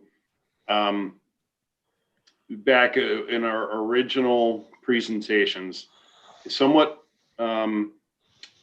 is related to financial impacts, because your district, anytime we do a master plan, and if a district is going to seek reimbursement from the state of Connecticut, enrollments and evaluation of space standards and space and a holistic approach to your district is the number one activity you do. And that's why we had enrollments done, because we can't properly assess what the needs of your schools are without that. It's an integral part. It's as integral or more important than the physical conditions, because that is what, not knowing how much space, not just the quality, but the quantity of your space. And that's probably what it's related to, is how much space are you going to need.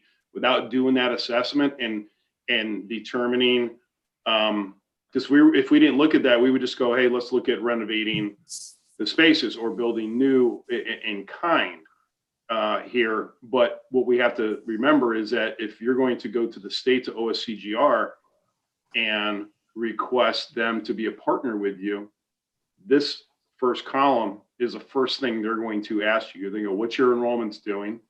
Are they increasing, decreasing? And have you looked at it? And it goes back to that holistic approach. And that's why this criteria is here. This is why we do the enrollments, because that indicates us how much space do you need. So it's integral with these, and it's also integral with your financial impact. I hope that was, I explained that. Yeah. So it's somewhat clear, I hope. Yes, it certainly did clarify it, and that's I'm glad you answered it that way. Should there be any numbers put on any of these 5 options so that we know what the impact will be, or is not to be considered at this time? Are you talking dollar wise, the high lows? Yes. So, yeah, I think what we were saying is that could be part of supplemental information that we send at the same time. That'll kind of have the summary of the scenarios from Colliers from the previous meetings. Yeah, if we got something out of the meeting with town council, is that capital number is not important. What is important is the impact to the taxpayer. So that's why we designed this last column here. So so the town can help us filling this out based on that criteria. So if I am understanding it right, we will all be voting, that isn't the right word, but we will evaluate the 4 Scoring. criteria. That's the word. The score, yeah. That and then the finance department will look at those scenarios independently and figure the cost of the thing, cost of the project and how it will impact the debt service and the tax implication to the people. And that's what they will provide us in order to come up with a score for the financial piece. Am I correct, that? That is correct. It may or may not be fully independent. It's we're going to be talking about the financial analysis and maybe a group for that as well. But it will be the town council and input from. That will look at each of those scenarios and they will give Correct. us some numbers in that green column. We just need to be concerned about the yellow columns. That is correct. Right. Just the yellow boxes. Right. So that when they come up with those numbers, it says if we select project number 1, scenario number 1, this is how it will impact the town over the 10-year sequence or the time period it's going to be developed, and look at the bonding and look at what's coming on or off our tax rolls and figure out what the impact is going to be to the taxpayer. On scenario 2, they will look at the approximately costs, the high-low costs, and figure out how that would impact the taxpayer. And that's how that column will be scored, right? Correct, yes. And it'd be like the cash flow of it, not necessarily just the bottom line costs. Right. And Chuck, I think the one question we would have from the committee is, because our next steps are, now that we've kind of focused these in, we have the high low obviously and the ranges. We got to put together the matrix for, and I've said before, the next step is also extracting a schedule for each of these. And that's going to be the next kind of interesting discussion of, we know what the first proposed projects are, or project or projects. And we know kind of the last ones in these scenarios, it's kind of the in-between of that CIP/renovate to other elementary schools. And that's the area of, okay, when in say approximately 10-year timeline, should those occur?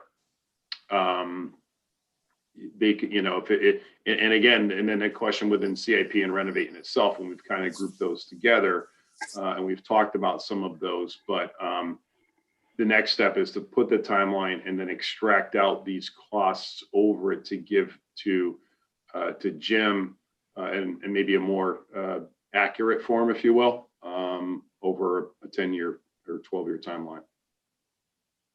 Yeah, I think that's the an important part of the cash flow stuff that he'll be looking at. Yep.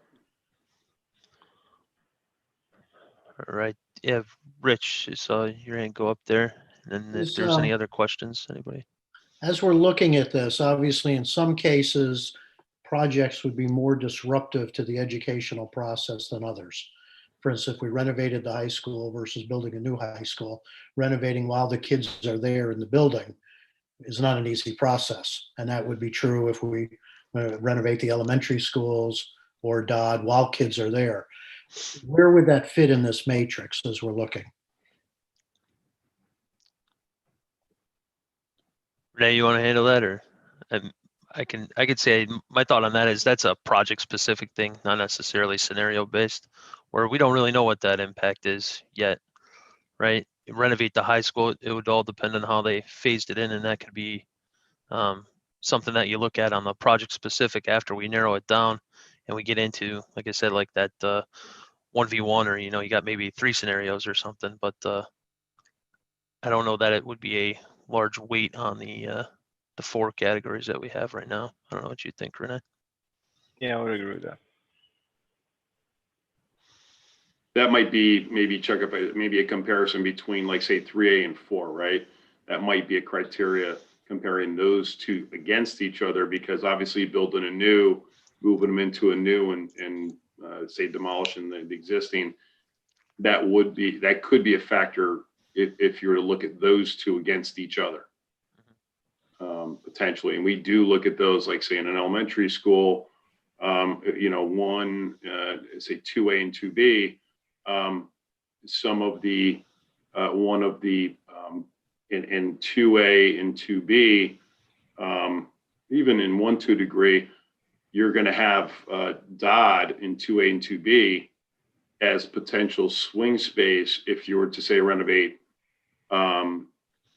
Doolittle, just for an example. You have a large school that you could potentially, in that case, move them out, renovate the school, hand it over to a contractor to renovate, and move them back, and then maybe move to the next school. And that's kind of getting into the weeds of the scenarios. But 1 and 2A and 2B, that might be another grouping of, comparing those impacts, if you will. Okay. Got it. Is there any other question? Kate, saw your hand there. Oh, you're muted.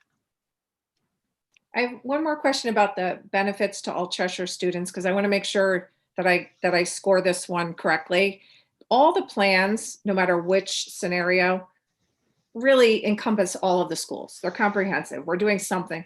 So why wouldn't all my scores be the same for that? I'm struggling to understand how I'm going to grade these differently if all the plans improve all the schools. Yeah, I think if we look at it as an impact, as Renee was saying, though, they may not all score the same. So, for example, in one of the scenarios, you have a 5 through 8 middle school, a new 7 through 8 middle school. So kids would maybe going to 4 different schools over their career at Cheshire, right? Maybe that doesn't score as high as another scenario where, there isn't the disruption to the typical matriculation that you have now. Yeah. They're very tight in that regard when you look at them. Yeah, and I mean, if they did score the same, if you see the benefits of each as the same, I mean, that's why it's weighted as well. Yeah, I just want to make sure that we're all like looking at the categories in the same way. So, I don't know. Another question, Chuck. Yeah, go ahead, Jim. This one's to the weighting. I guess, why are we weighting physical conditions and modernizing differently? Wouldn't they be the same, more or less, same weight? And second question, just so I don't get missed, I wonder if we're underweighting minimizing. I mean, if we want to minimize financial impact, it seems like we should make sure we're weighting that correctly. Seems to me that should be a little higher. Yes. The weighting was definitely a hot. Was a hot subject. Yes, it was debated back and Yeah, forth there. So I'll let I recall. Renee, Andrew, and Sylvia kind of talk on those.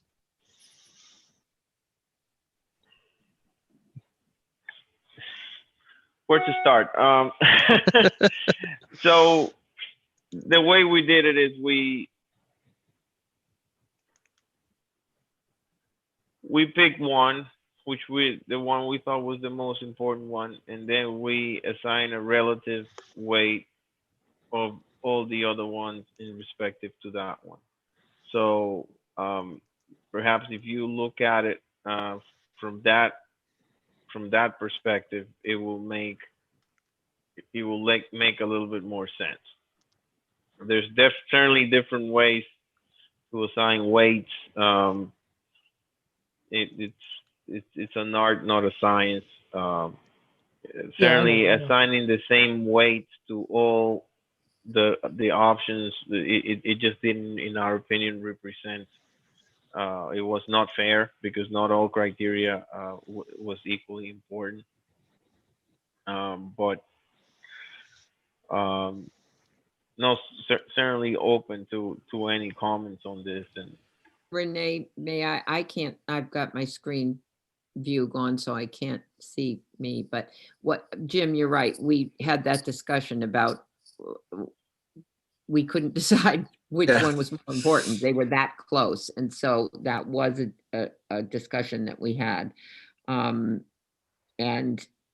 frankly, I think by the end of the meeting, we had so many scenarios that we said they can't all be exactly the same, because we won't have enough points in the 100-point scale. So that's what we decided as a group. We just had to make them slightly different. And honestly, at that point, we'd been through 25 different scenarios. That's how we ended up. I mean, that's basically what happened. And it worked out. When we practiced it, we seemed to think it was the right thing, but I think we all agreed that those two, the first two, were so close together that it was. Yeah, and to that point, if you, for example, just to tackle the example you mentioned, Jim, physical condition versus modernizing the school. When you look at life safety requirements, when you look at ADA, when you look at energy improvements, all of these aspects are code driven. And no matter what we do, whether it's a renovation or a new school, we need to comply with those. Technology, furniture, etc., those are more related to the educational program, and they're more at the discretion of the district versus at the discretion of, like, you know, the fire codes, construction codes, etc. So that plays a factor on that too. There's not a lot of room to move when you look at all the code requirements. I guess I would, the way I would maybe approach it is, I mean, the physical condition needs, I mean, the physical condition is going to change, as you said, because they're code driven. So, and modernizing the schools doesn't just mean the hardware, the furniture, and it also means design of the space. So I would like to see modernizing the schools be more heavily weighted than physical condition, which is going to be a byproduct of this process anyway. And then I think I do feel like we need to address the minimizes financial impact weighting a little bit too. You know, I don't know, at the end of the day, I don't know how much these weights are going to impact the final number we get. I can't kind of play that out in my mind necessarily. So if I'm pulling at hairs here or whatever, that's fine. But I just feel like the weighting of this is probably where we're kind of most at risk of kind of criticism rather than the factors themselves. Can I respond to that? Sure.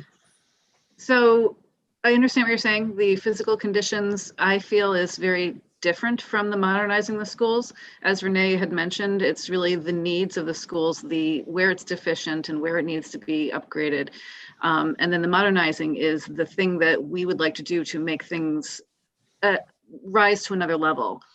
So one is really just getting it to be a safer school or place rather than modernizing it, which would be another level above that. And the reason I think it was weighted differently is because we felt that the physical conditions are really a higher priority than the actual modernization. So obviously this is the school modernization committee. It's a highest priority thing kind of that we started off doing.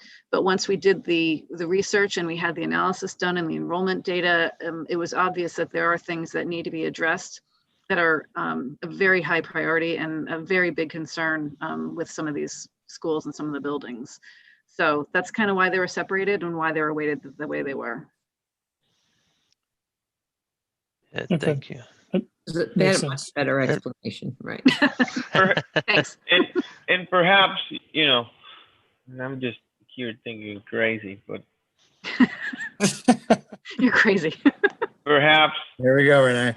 this two can be combined in a way. If you look at it from the perspective that Jim is saying, where one is a byproduct of the other, is that what you're getting at, Jim? Yeah, I mean, we're going to go, if we're going to be renovating as new or building a new school, physical condition, that's going to happen anyway. So I'm, you know, I guess I'm not sure that I'm going to score that all that differently on each one of these scenarios. That'd be the same as combining them then. If I could, I think part of these two having these differentiated was, I think it spurred somewhat also from the fact that if you remember, when we presented last time, we had basically 5 major scenarios, but a twist being between there was like 2 different number ones, and one being doing CIP for the elementary schools, which is just your maintenance of the schools, maybe new roofs, windows, everything that Vin has mentioned. And that would address physical conditions needs. But in the CIP plan, if we were doing CIP for those remaining schools, it may not necessarily address modernization of the spaces. It could, but it didn't necessarily mean that. In a renovation project, both of these are going to be met because you renovate like new. Both of these would be addressed in a renovation project. And I think that's kind of how these evolved, these two criteria evolved, was the difference between CIP and renovation. That rings a bell to anybody. Isn't Chuck, isn't under CIP? I think of CIP as really just windows and roofs and Yes. you know, maybe upgrading a bathroom or Yeah, absolutely. That's about, so that's not really, I guess that is all code. I guess that is all code driven. I don't know. Yeah, it's year by year. Like you said, it might be a windows, it might be a roof 1 year. It could be adding air conditioning to a media center another year. It's very, I'll say, a la carte. It's not a holistic overhaul of the building like a renovation is, where renovations all brand new. So if it was a CIP, you might score the physical conditions needs.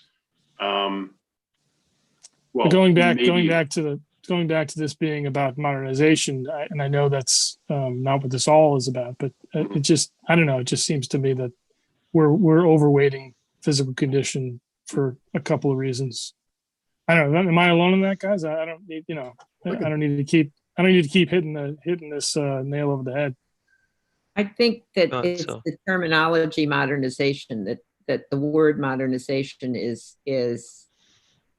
indicates to me that you are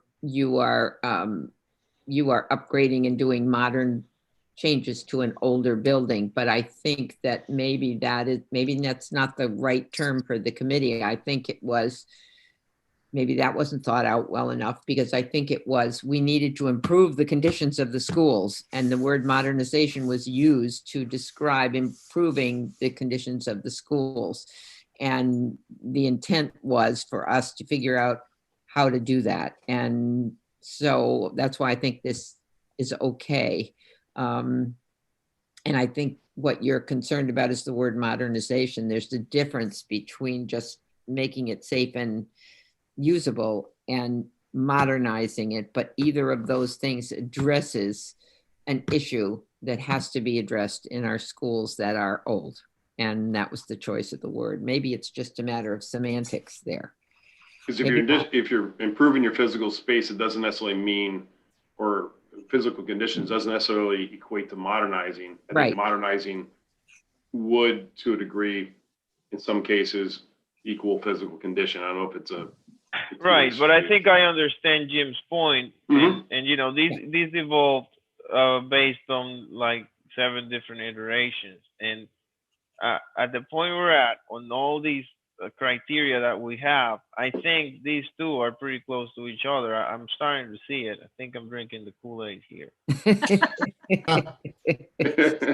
We're not going to renovate or build a new school without modernizing it. That's and right. Most of our options include that. So it's a gray area. If you did combine them though, what factor, what weight would you suggest on them? We'll have to reassign the weights for all of them. So at the end of the day, we'll be somewhere between 20 and 25, probably stay at 25. Right? Would we get rid of CIP? The consideration of that? If you do that, then how would you rate CIPs to the schools? I think that's what I'm asking. You'd lose that whole weight in the matrix, because the CIP is just going to address the physical condition needs. It's not going to modernize any of the spaces. It's going to be like the CIP of Dodd Middle School would just be replacing the roof and windows. And that would be, you wouldn't be modernizing any of the interior instructional spaces of the school. So and that's maybe the reason we have the 2 criteria. Right, but right now we combine CIP and renovations into one on the last version of it. So perhaps if we are going to be evaluating that, maybe that's a criteria for the matrix of when we drill down into a single option, decide between CIP and renovations. And I think that was the intent, right? Is because you don't really know what the CIP cost was. Like, we don't have that information for what actually would be needed to address at each of the schools. So we didn't get to that level at that point. That's why they were kind of combined, because you're addressing them in places. I think how I had put it before. You're not necessarily building a new school to replace it. You're not closing that school and moving it offline. You're addressing it with either a CIP or a renovation in that plan. If I could chime in Jump really up quick. and down, Kate. I've seen Matt have his hand up for a long time, and then Kate and Tony as well too. I'm not sure what order you want to take them in, Chuck, but Yeah, I mean, that's fine in that order. I can't really see, the videos are small. I apologize. Go ahead, Matt. I kind of agree with Jim, and we should know over the last few years. I know the town council has, like safety requirements. If you could expound on that a little bit. I know the town council has given a lot of money, or has bonded money for entrance safety and things like that. And energy improvements, didn't we just go through the entire school system with an energy upgrade? Maybe Vin could answer that for us.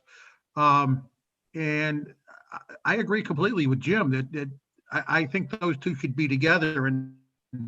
But to keep them at 25, you might have to, if you really feel that the addressment of the enrollment should go up, maybe the physical condition should go up too, because you're going to have 20 more points. And just to leave that at 25 and spread it out amongst the others, I don't see No, that. I think you'll have to really elevate all of them. Yeah. Thank you. Redistribute there. Go ahead, Kate. Sorry. So I completely disagree. Just from my experience in a school, like the physical conditions impacts like the day-to-day life, the safety, I have a fume hood in my science lab, like all those kind of things, but it doesn't really impact the curriculum. The maximizing the instructional space really changes the way that teachers teach and students learn. And so to me, these are completely different things, and they need to be separate categories, because one is just like, making the room function well. And the other one really is about driving instruction, which is really what I thought this committee was about, was improving the whole educational environment for students. So I really think those two things are distinct. The other thing with the CIP though, is that the CIP generally doesn't do the ADA unless we're fixing something. Like if we don't touch something and it's out of ADA compliance, CIP doesn't necessarily have to fix that. You know what I'm saying? Like, we do windows and we do roofs, but a lot of those other pieces don't really get addressed with CIP unless it becomes an issue and has to be fixed. So I kind of want the CIP off and just looking at the renovations. Got it. Okay. Tony, I think you had a question. Yeah. Thank you, Kate. Actually, the capital improvement projects for the school district does address ADA. In fact, probably not do it tonight, and you guys have this anyway, but if you recall, in 2009, we had a Office of Civil Rights review, compliance review of the high school, and there was about $3 million worth of CIP projects. Not all of them were CIP, majority were. The rest we tackled through basic maintenance, but some of them definitely addressed ADA compliance issues.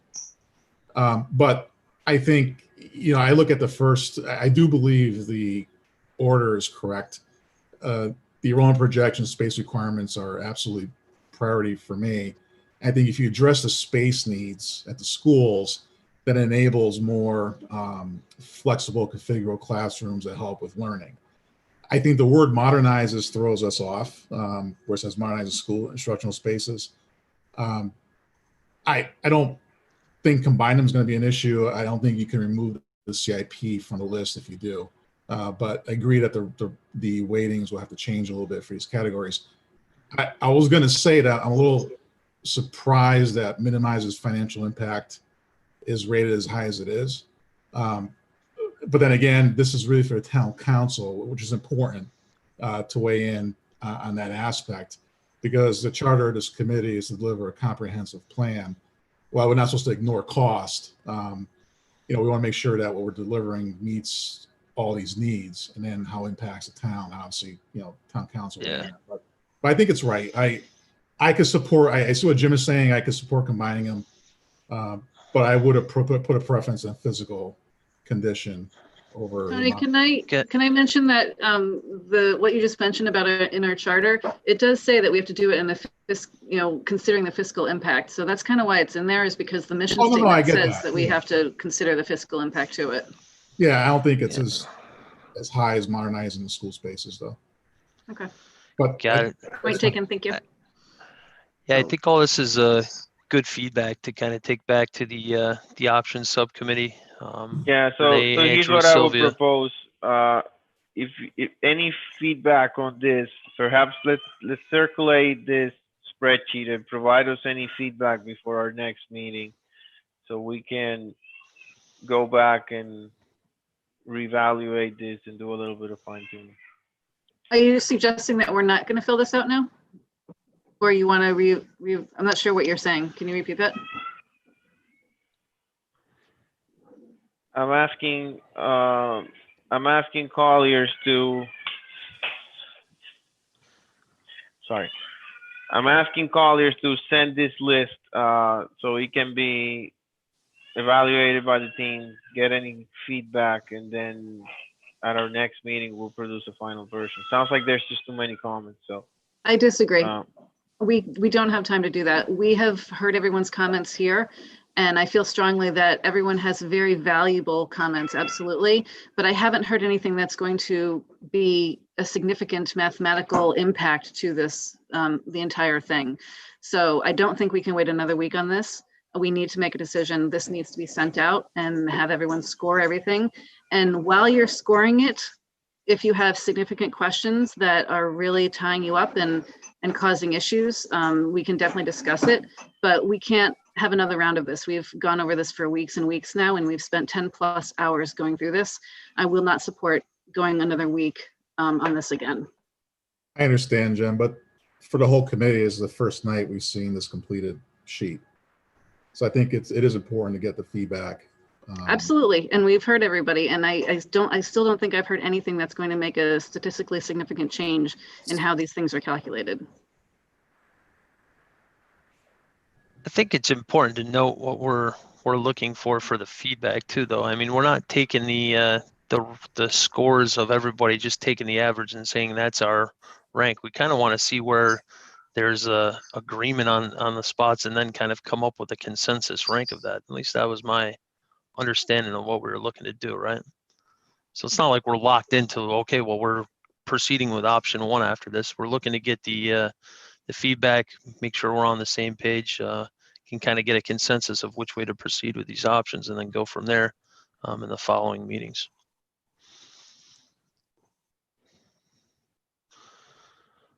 What do you think, Andrew? I think that I think our subcommittee maybe have a meeting tomorrow and go over the comments we received tonight, and then go from there, because I do think that we might want to look at how some of them are weighed. And I also think that, to echo some of the comments, this is the first time that the whole committee has seen this, and this is going to ultimately be the backbone of how we weigh all the scenarios, which is the whole mission of our entire group. And so I think that it's important that we get this right. And we're all going to snowed in tomorrow anyway, so we might as well spend an hour going through the comments from tonight. I agree with that. But one of my biggest concerns is that we've got to make decisions along the way. And there are 13 people with 13 opinions. And at some point we have to narrow it down. So I agree with Jen on the position that we have to move forward quickly. But I also agree that you all have just seen this tonight. And I think if the options committee could go back and work with this, and by the end of the week, come up with something that we could send out to you, would the committee be agreeable to letting us take the input that you've given us tonight and make some changes that we feel, because a lot of the input has been the same or very similar, and come up with an adapted matrix and then send that out for, would you be willing to at least do a preliminary evaluation, scoring, whatever, of that model that we send out? And if when we get those results, we feel that somehow they were not carefully done and there was too much question is about how the things were answered, then maybe we'd have to redo it. But we've got to make one step forward. Otherwise, we're never going to get anything done. And we're going to be doing this in January and in February, and we're going to miss the deadline. So somewhere we have to start. So if we, the subcommittee, could relook at it tomorrow or Thursday, or tomorrow is Thursday, or Friday. Clearly, Christmas is next week. We are all busy with personal things, and we may have to put it off until the week after Christmas to make a decision. But I think it's important to listen to the feedback we got, but we can't let all of that slow us down significantly. So I would be in favor of taking another look at it for a very short period of time, taking in the feedback that we got and adapting it. And let's, if the committee agrees, let us move forward with that. Can we do it via emails? Yeah, could I weigh in for just very quickly? I agree with Sylvia and Andrew. If they have a meeting tomorrow, then take a look at it. And then I myself, having seen this and having been involved in this conversation for quite some time tonight, I'm ready to take this scoring as soon as it comes to me. If it comes to me in a couple of days, great. Good. I think I'm ready to do it. Very good. Jen, are you agree with that? Let the subcommittee take a look at it tomorrow, have it up end of the week. If the meeting can happen tomorrow, then that's a lot different than waiting until the next meeting that was probably going to be next week. I don't want to wait another week on this. I can wait until tomorrow. Yeah. Arnett, can we meet as a subcommittee tomorrow? No. Can we have a non-meeting? No, you have to notice 24 hours. So if you want to have a meeting tomorrow at 9:30, we can do that. But it can be anytime during the day. If you want to try for Friday morning, we can absolutely do that. If you want to have a Zoom in your pajamas, I'm willing to host that. So we could absolutely do it on Friday. I'm free Friday, but you other people have jobs to go to. So I'm free Friday. I'm free Friday until 3 o'clock. I don't know about Renee. Where are you? Well, you guys can iron out the agenda of it, big picture. Meet Friday if we can. Iron out some of the comments received tonight from the committee, and then we'll get a final version of the matrix out for everybody to score, and we'll talk about a date to have that completed by. Sound good? Yeah, and do it quickly, please. Don't put it at the bottom of your pile. Look at it and get it back to us. Not back January 20th. Right, I'm looking for a quick turnaround on this. So when we have it finally settled on Friday, if we can get it back in a day or two, that would be great. Yeah, right. I'd like to thank the options committee for a meeting. We certainly don't want to cause more meetings, but I appreciate you not dismissing the comments tonight and take a look at this seriously. So I'm with Ann. I think I will get you the scoring back as soon as we get a spreadsheet. So looking forward to it. Thank you. Very good. Thank you, everybody. Chuck, did you say you could meet on Friday? Me, Chuck, or him? Chuck? Yes, I'm sorry, Chuck Nath. Yes, Chuck number 1. Yeah, I can meet on Friday. Okay, because Renee just said that he won't be able to make it. So if you could lead that, that would be great. Sure, we'll be there. Thank you. Renee, are you I'll okay work with with that? you to get it set up. Renee, are you okay with that? Yes, sure. Okay, thank you. Very good. Thank you all for that. We still have 7 more items on our agenda. Yes, they're gonna go quick though, because status update from Collier's, schedule update. I mean, I think we kind of talked about our next steps here and Yep. where we're moving. So I don't know if there's much, to update in that regard. actions required by the SMC is clear as far as the matrix, completing the scorecard, and then going from there. Do you have anything else? The agenda? Chuck, that Very was good. for you. That was Chuck Warrington. You had nothing else for your part of the Nothing agenda? from ours. I think we've Okay. debated everything so far. So. Okay. Good. Very good. So Jen, you want to talk about the Yep. Next item is the communications update. Rich, I'll pass it on right to you. You do have to take yourself off of mute though, so we can hear you. There we go. Thank you. At this time of the evening, I think people like me on mute. Very quickly, we continue to put stuff on Facebook and some of our other platforms. We've seen some pretty consistent growth there, which we're pleased. We had a meeting this week. We're setting up a letter to the editor program where we'll be doing at least one a week and encouraging those of you on the committee to also do it. Factually based information, short Q&A kind of format that will also then in a condensed version go on to our platforms. We're looking also at adding in some short 1.5 to 2 minute videos of various things. We can get something about, students being dropped off in front of the school while the buses are coming through and show that on a video. Things that, you might just be able to pick in a 1 to 1.5 minute little piece. We're just beginning the process of putting together a slideshow. After Christmas, we want to start meeting with different groups around the district. Some of the groups that we belong to or that others might do. Jeff Solin's meeting with all of the PTOs, and the slideshow will again just highlight the major facts, the age of the buildings, the demographic materials and things like that. And what we're trying to do at this point in time is just get as much factual information out there as a basis so that when we finally do make a decision and start moving ahead, at least that basic information will be out there. We are looking at setting up a meeting, and we'll get back to you with a date. We were looking at January 6th. I don't know if that's going to work or not. Jeff P is not here, but to begin the process of developing the survey. And we definitely want Jen and Chuck and at least one member of the options committee to be part of that as we start that process.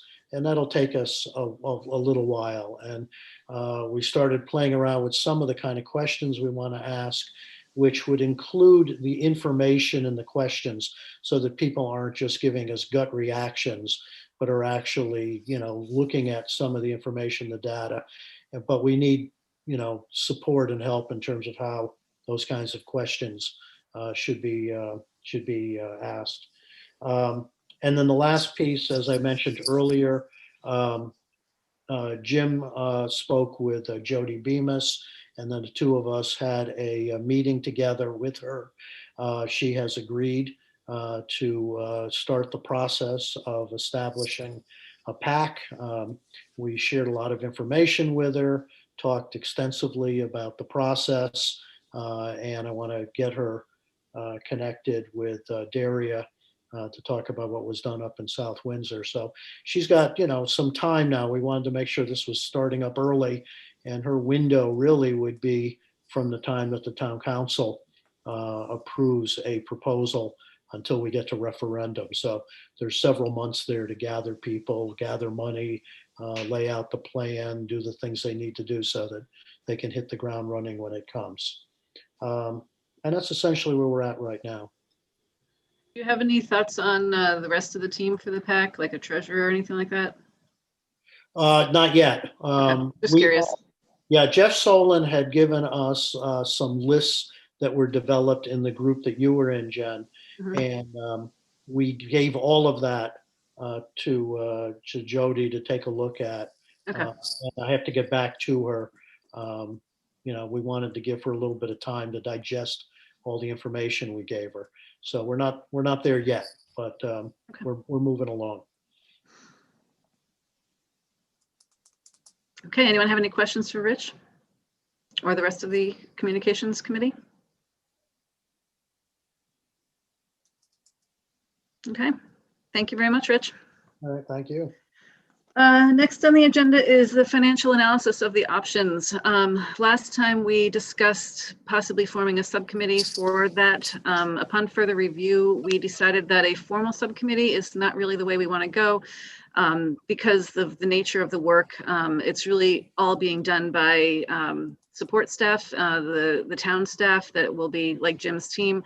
We'll be going through all the information. So what we're really looking for is a couple of people just to be those point people to reach out to Jim, provide information when needed, get information back when needed, and just be those people to talk with him on an occasional basis when it's required. So I had a few people reach out to me saying they wanted to be part of that.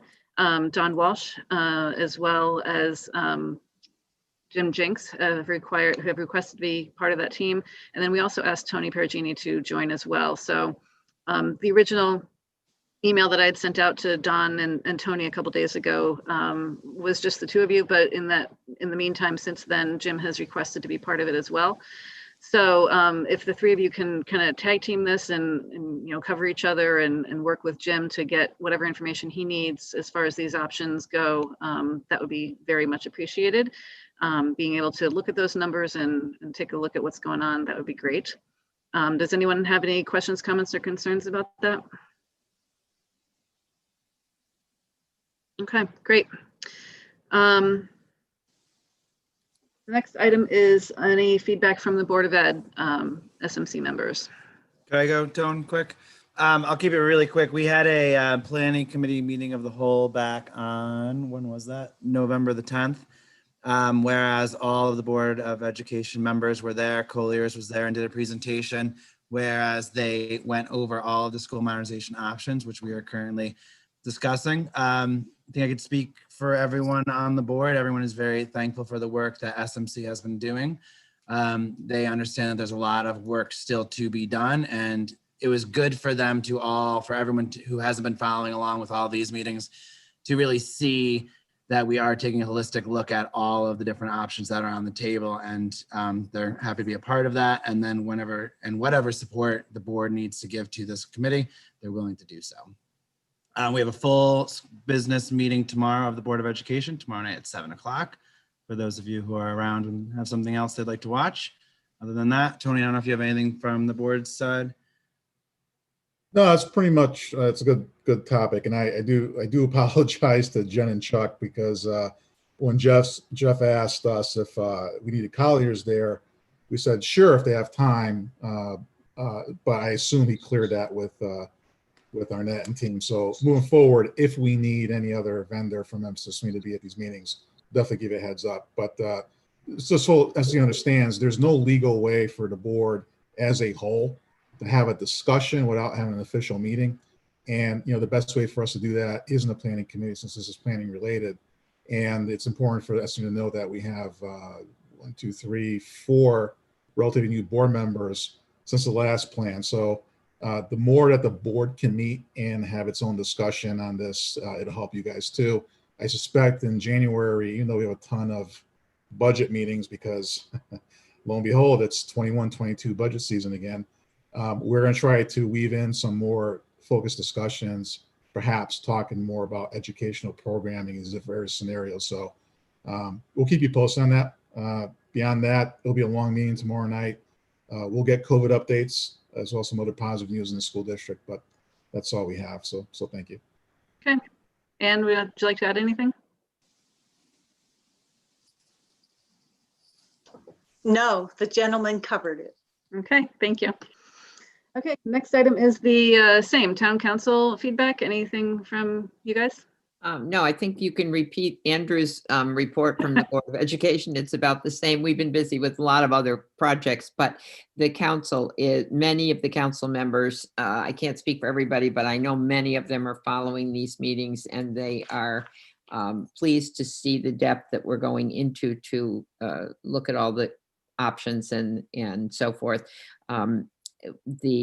We did have a meeting with our state legislative delegation last evening, and a couple of them, Senator Abrams asked to be included in being kind of kept up to date as to what happens, just because she's involved in some committees at the state level, which are involved with bonding, and we're involved with grants and things like that. So she's curious to know what we're doing, and if she can be of any help. She'd just like to be kept in the loop. She said, I don't want all the minutes and all the details, but I'd like to have an occasional update as to where you are and what you're doing. I informed her that we had scheduled some meetings with OSCGR in January, and so that was interesting to her. But all of the legislators said if there was anything that they could do to be helpful, to keep them involved. So other than that, there's not much. Jen, you can just keep her involved, or I can just send her updates from meetings. I don't know how you want to handle that, but it's nothing formal. She's not wanting minutes and all that, but just kind of a scenario as to where we are in the process. Okay, great. You just may want to just keep all of them involved, not just her. I will. Yeah. I think that one of the things we had discussed, whether that was one of the topics we should be bringing up when we met with the state legislators, and we decided, we would hope that all of our state legislators would fully support anything that we're bringing to them in any way. But they could help us get through some of the minutia. So I mean, we just want to make sure that we keep them all in the loop and let them all know what's going on. Right. We just do not want to. Colliers is our rep with OSCGR, and we need to let that process be run through Colliers. But they just want to be kept in the loop. And of course, if I sent it to one, I would send it to the whole delegation. So, thank you. Great. Thank you. Jim, did you have anything to add? No, we don't really have anything else that would be of interest to the SMC. So Sylvia and Don covered it fine. Thanks. Andrew, you had a question?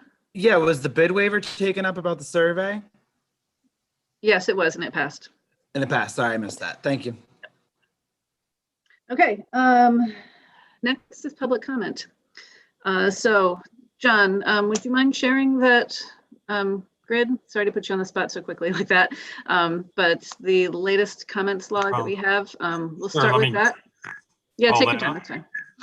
So we'll start with the ones that we've received already. And John has been keeping track of all of them for us.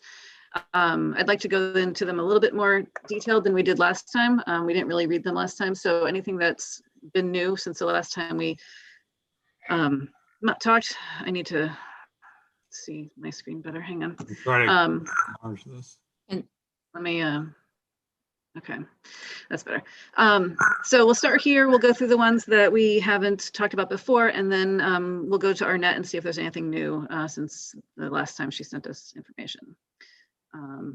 Okay, so starting at the top with the first one that's not marked as closed. Okay, so item number. Whoops, sorry. That's okay. I'm trying to enlarge this so everybody can see it, but now I'm losing part of the columns. So that's okay. You're doing a great job with it. Well, I don't know about that. Okay, looks like item 6 is the first one that's still open. Okay, so from Judith Liz. SMC committee members, I'm encouraged to see the options under consideration by the SMC, including a new middle school. I toured Dodd with the SMC and the Dodd administrators so I could see for myself how badly we need a new middle school. Please let me know how best stay engaged in the next phase of your work. I certainly want to be informed when the time comes to help promote whatever option is selected. I do hope, however, that it is a new middle school. My daughters attended Dodd years ago, so it is not for them, but for our young people in Cheshire who deserve a much better learning environment than we currently have at Dodd. Thank you for the important work you are doing. So that's great. We can reach back out to her if she's listening. We can also communicate that way, but for anyone who wants to be involved that's listening, The best way to get involved is to follow along in these meetings, watch the videos, like our Facebook pages, our Instagram pages, share them, talk to your friends about them. When you're sitting on, the sidelines, if we ever get there again, talk to everyone you know about this and share those pages, share the Facebook page and the Instagram pages and our posts. That's the best way to help support us right now.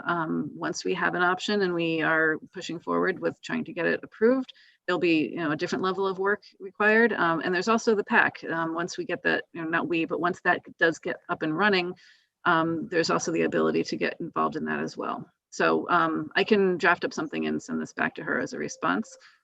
But for anyone else listening out there that has the same question, that's really, pay attention, watch the videos, and follow us on social media.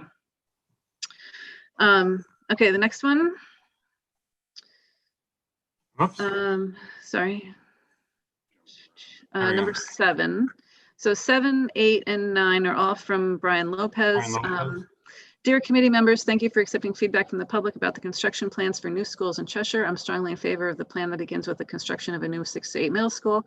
I was able to give my opinions at the recorded event for the teachers held at Dodd Middle School in the spring, and in that meeting I outlined the many reasons for Cheshire to begin with the construction of the middle school. I am the science division leader at Dodd, have been the coach of both baseball and soccer, and I'm also a parent of 3 children in Cheshire public schools.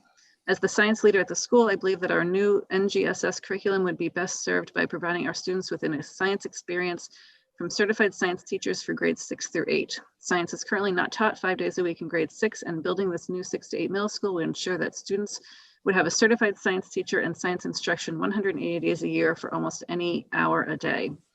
The NGSS curriculum is actually organized in this manner and tested at the end of the 8th grade year. Our students would surely benefit from this increased level of construction provided by the school design. As the coach of both baseball and soccer teams for over 15 years at Dodd, I observed Dodd having some. Look on that cell, John. Yep, I'm. And expand the window down up above. Okay. Window. There you go. You can do that too. This thing's like a novel. Yeah. Oh, I'll have to keep going here. Now I lost where I was. Yeah. Our students would surely benefit from the increased level of instruction provided by the school design. As the coach of both baseball and soccer teams for over 15 years at Dodd, I have observed Dodd having some of the worst field conditions when compared to the surrounding towns. Cheshire is a town that is centered around sports and activities for children, and Dodd provides many students with the first taste of competition between schools in preparation for competitive high school sports. As a parent, I would like my children and all children be exposed to the best facilities for academics in the classroom and through the arts in the form of dramatic performances and musical concerts. Okay, so it continues on here, but there's 2 more emails as well. Yeah. We'll capture. Please provide research to the committee as to the current percentage of middle schools in Connecticut and the country that are 7 to 8 and 6 to 8. I feel that the Dodd experience would dramatically improve if students are given that extra year of 6th grade to prepare for high school. And then the next one, there's a myriad, sorry, I didn't notice that this was, there's a myriad of configurations for schools all over Connecticut. Some have K through 8, while others have only have 7 to 8. There is no one cleaning house that aggregates the various configurations, and this link illustrates the various. So was that? That was a response from sent? Dr. Solon. Okay, and it went back to Mr. that. Okay, and it went back to Mr. Lopez. Great. Yes. And then the next one says, "Hi, thank you for listening to my input. I would also like to suggest that the committee prioritize the town's needs when it comes to new schools. With everything else in government, when it comes to spending, I'm always for considering the needs first and addressing those regardless of cost. What do we actually need?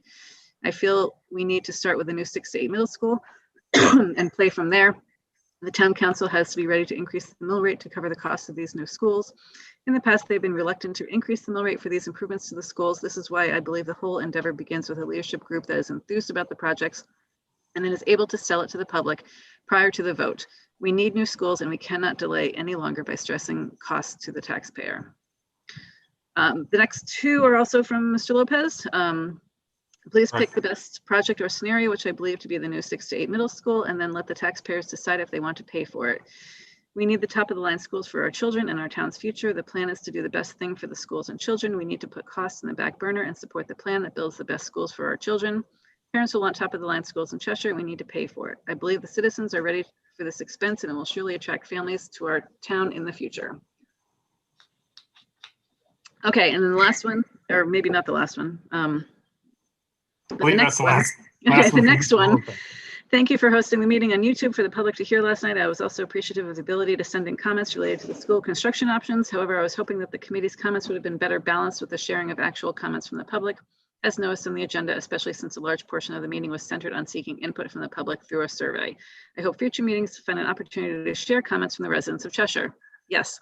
Okay, so to start from the beginning, yes, we are absolutely reviewing a 6 to 8 middle school. That is one of our options. We are balancing that with all the other needs of all the other schools and doing, as you can tell, if you watch this meeting, we are absolutely doing our due diligence to evaluate every option and making sure that we're taking a look at the needs.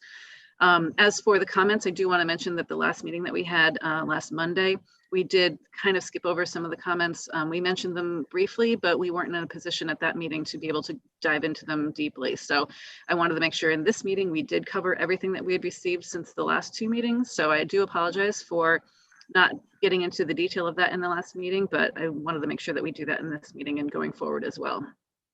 So thank you for that comment. And just know that we are working very hard to try to figure out what the best option is. So thank you for your feedback on that. The next one, I know that's a much longer email than what I can see in front of me here. Yes. So if we can spread that out a little bit. Thank you.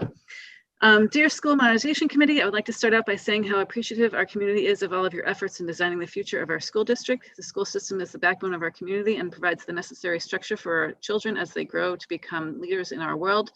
And your time and compassion does not go unnoticed. My family has been part of the district for the past 4 years with at least one child enrolled at Darcy School each year. I'm sure you have heard the countless stories of the quality education, love, and compassion, as well as independence his school brings to Darcy families. I wanted to share my own thoughts, whether they are moot at this point, so I could feel as though I expressed them before any plans were finalized. I am not aware of the financial impact of our school remaining open in the future, but I'm confident in the positive social, emotional, and educational impact that it would bring. As you have toured the building and its grounds, I hope you could get a sense of the natural learning space from that of a child and a young child educator.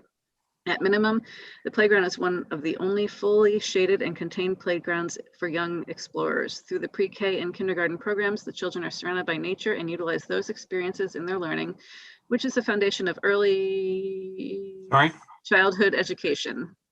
Thank you. These experiences create organic connections and problem-solving skills needed as part of each learner grows. The nature trail and playground alone set Darcy apart from modern and sterile environments. My children have learned about life cycles of plants, seasons, and the geometric wonder of building structures. From natural habitats in the outdoor classrooms, the physical buildings set up with large windows, and the structures allow for each child's growth in there. John, can we stretch it to the right, John, to make it wider maybe? I can try that. I can't go down. I know that now. Let's see if we can. Sorry, John. That's okay. There we go. We're all figuring out this Zoom stuff, there right? we go. Okay. The nature collected along these trails serves as the basis of understanding the growth of a tree stamp. Yep. The physical building setup was a large windows, and the structures allow for each child's growth of their curiosity and independence. The nature collected along these trails serve as the basis of understanding their growth of a tree stump, showing its age. The lead into the beginnings of language and phonetic nonfiction narratives in kindergarten. This immersion leads to the confidence with evidence of telling these stories. This atmosphere will be hard to mimic and will also not be exactly as comfortable when the program is interwoven among elementary school students on a larger scale. With the demand of families applying for Smart Start and EIC programs, I wonder if there would be a financial balance to keep our beloved school open in the future. I'm not sure of that answer, but it is heartbreaking to think that such a natural community treasure may not be available for future families to experience with their young children. Thank you for your time in reading my letter. I understand that there are many other facets that go into the planning decisions that I'm not noting here. It would be wonderful if we could build upon what value we have in space and nature to enhance our youngest learners. Very thoughtful, thought out, eloquent letter. So Cheryl Room, thank you very much for your feedback. We did have a tour of Darcy, and we got to see all of those pre-K rooms that are very unique. We were there at night, so we didn't get a good sense of what was outside, but I think a lot of the people on this committee have had children that went through Darcy and are familiar with it. We did step outside during our tour and got to see a little bit of it, but like I said, it was nighttime, so we didn't really see too much, but we will definitely take these into consideration when we're developing these options and thinking about if the children do have to move from that school somewhere else, how we can try to create that natural environment that you're looking for. Okay, that's it for John's list. Arnett, is there anything else since then? Yes, we have a couple. I am going to share them. Okay. We have a couple from Brian Lopez. This is the first one that I believe I forwarded to you all. It came in today. I think, yeah, this Looking is the forward one. to. Is this one? Did we read this one? Yeah, I think we read this one already. You read this one. Okay. Then we're Yeah. going to close we did. that. And let me just check. We have two. We have one from Matthew Swanson. It's fairly brief. I can read it. Okay. During the last meeting that I watched, the fourth plan regarding starting with the high school option was not completed by Colliers and was not presented. Has this been completed and will it be presented to the full committee? I feel like watching this meeting tonight that Plan 4 has continually been sidelined and not given equal time. Talking about the rating options when one is still very fuzzy doesn't really seem fair. I will forward that to all of you. And then an additional email from Brian Lopez. Hang on a second before we go on. Can we just address that real quick? So Chuck Warrington, do we have more detailed analysis on option 4 at this point? And I know it was a timing thing last time where we just didn't have enough time to get through all the details, but it wasn't an intention to, actually leave it off. It was just a matter of timing of when the meeting happened. Yeah, and no, unfortunately for tonight, we've been kind of honestly preoccupied with our scenario, like the matrix, and then also evaluating some of the sites. So I do apologize for that. We've been meeting pretty often. Yeah, so I know. We'll definitely have it. We don't mean to push it off by any means, of course. Whether we talked a little bit about the high school cost, because really what we're looking at is the costs of these scenarios, with them. But we promise we will get them. I do apologize if we're talking about the matrix and the rankings. It's been a little involved. Yeah, I agree. It's not our intention to leave it off. It's just a matter of timing, and we will absolutely get to it and make sure all that information is included when we're reviewing everything. Okay, thank you, Arnett. Next. And I will respond to him to let him know that. And Okay, I will thank forward you. that all to you. The last one is from Brian Lopez regarding priorities. And just need to see it. 1, benefits all students. 6 to 8 middle school will help students better prepare for high school. 2 years of middle school is too short, as most agree. Science and social studies would be taught by certified teachers in those subject areas for 6 to 8. The elementary schools would have less students per building. 2, modernize schools. New 6 to 8 middle school will have top facilities for sports and the arts that can be used by the entire community. 3, addresses enrollment. Build the correct size of schools for the enrollment, move grade 6 to new middle school and create more space at K through 5 schools. 4, code requirements, follow all building codes. 5, cost, change mill rate to meet the needs. And asterisk, please research the numbers of 7, 8, and 6 through 8 middle schools in state and country. I would bet that over 75 are 6 to 8. Thank you, Brian. Okay, I think we've addressed a lot of that. I appreciate him putting all that into an email and sending it to us. We are definitely looking at all of those options, and the 6 to 8 middle school is still one of those options that we're looking at. So thank you very much. Okay, is that it for public comments? That is it. Okay, thank you. And then John, you'll just include those new ones from Arnett into this spreadsheet? Yes, I will. If Arnett, you can just forward those on to me. I am doing it as we speak. I will absolutely do it. Thank you. Okay, thank Very you. much. Okay, our next meeting of the full committee is going to be on January 4th. 7 o'clock. I don't believe there's any unique topics besides our regular discussion. Like today we had Dr. Carter come in. I don't think we have anything like that for the next one, but if something comes up, we'll definitely mention it and talk about it beforehand so everyone's aware of what those things are. I'm sure We're gonna have options Daria committee- back, right? We have Daria back? Everyone every meeting, just hire Just her. have her kick off the meeting for us. It's A little energy, and maybe like an intermission, and then having her start again. And it's been 3 hours now. Okay, so yeah, it'll be 7 o'clock. It'll be Zoom on January 4th. I'm sure the options committee will be meeting on Friday and probably multiple times before January 4th, as well as the communications committee. And then the finance stuff will start getting going as well, but we'll all be in communication through email until then. I think that's it. I'd like to make a motion to adjourn. Motion to adjourn. Second. Really? Is that too quick?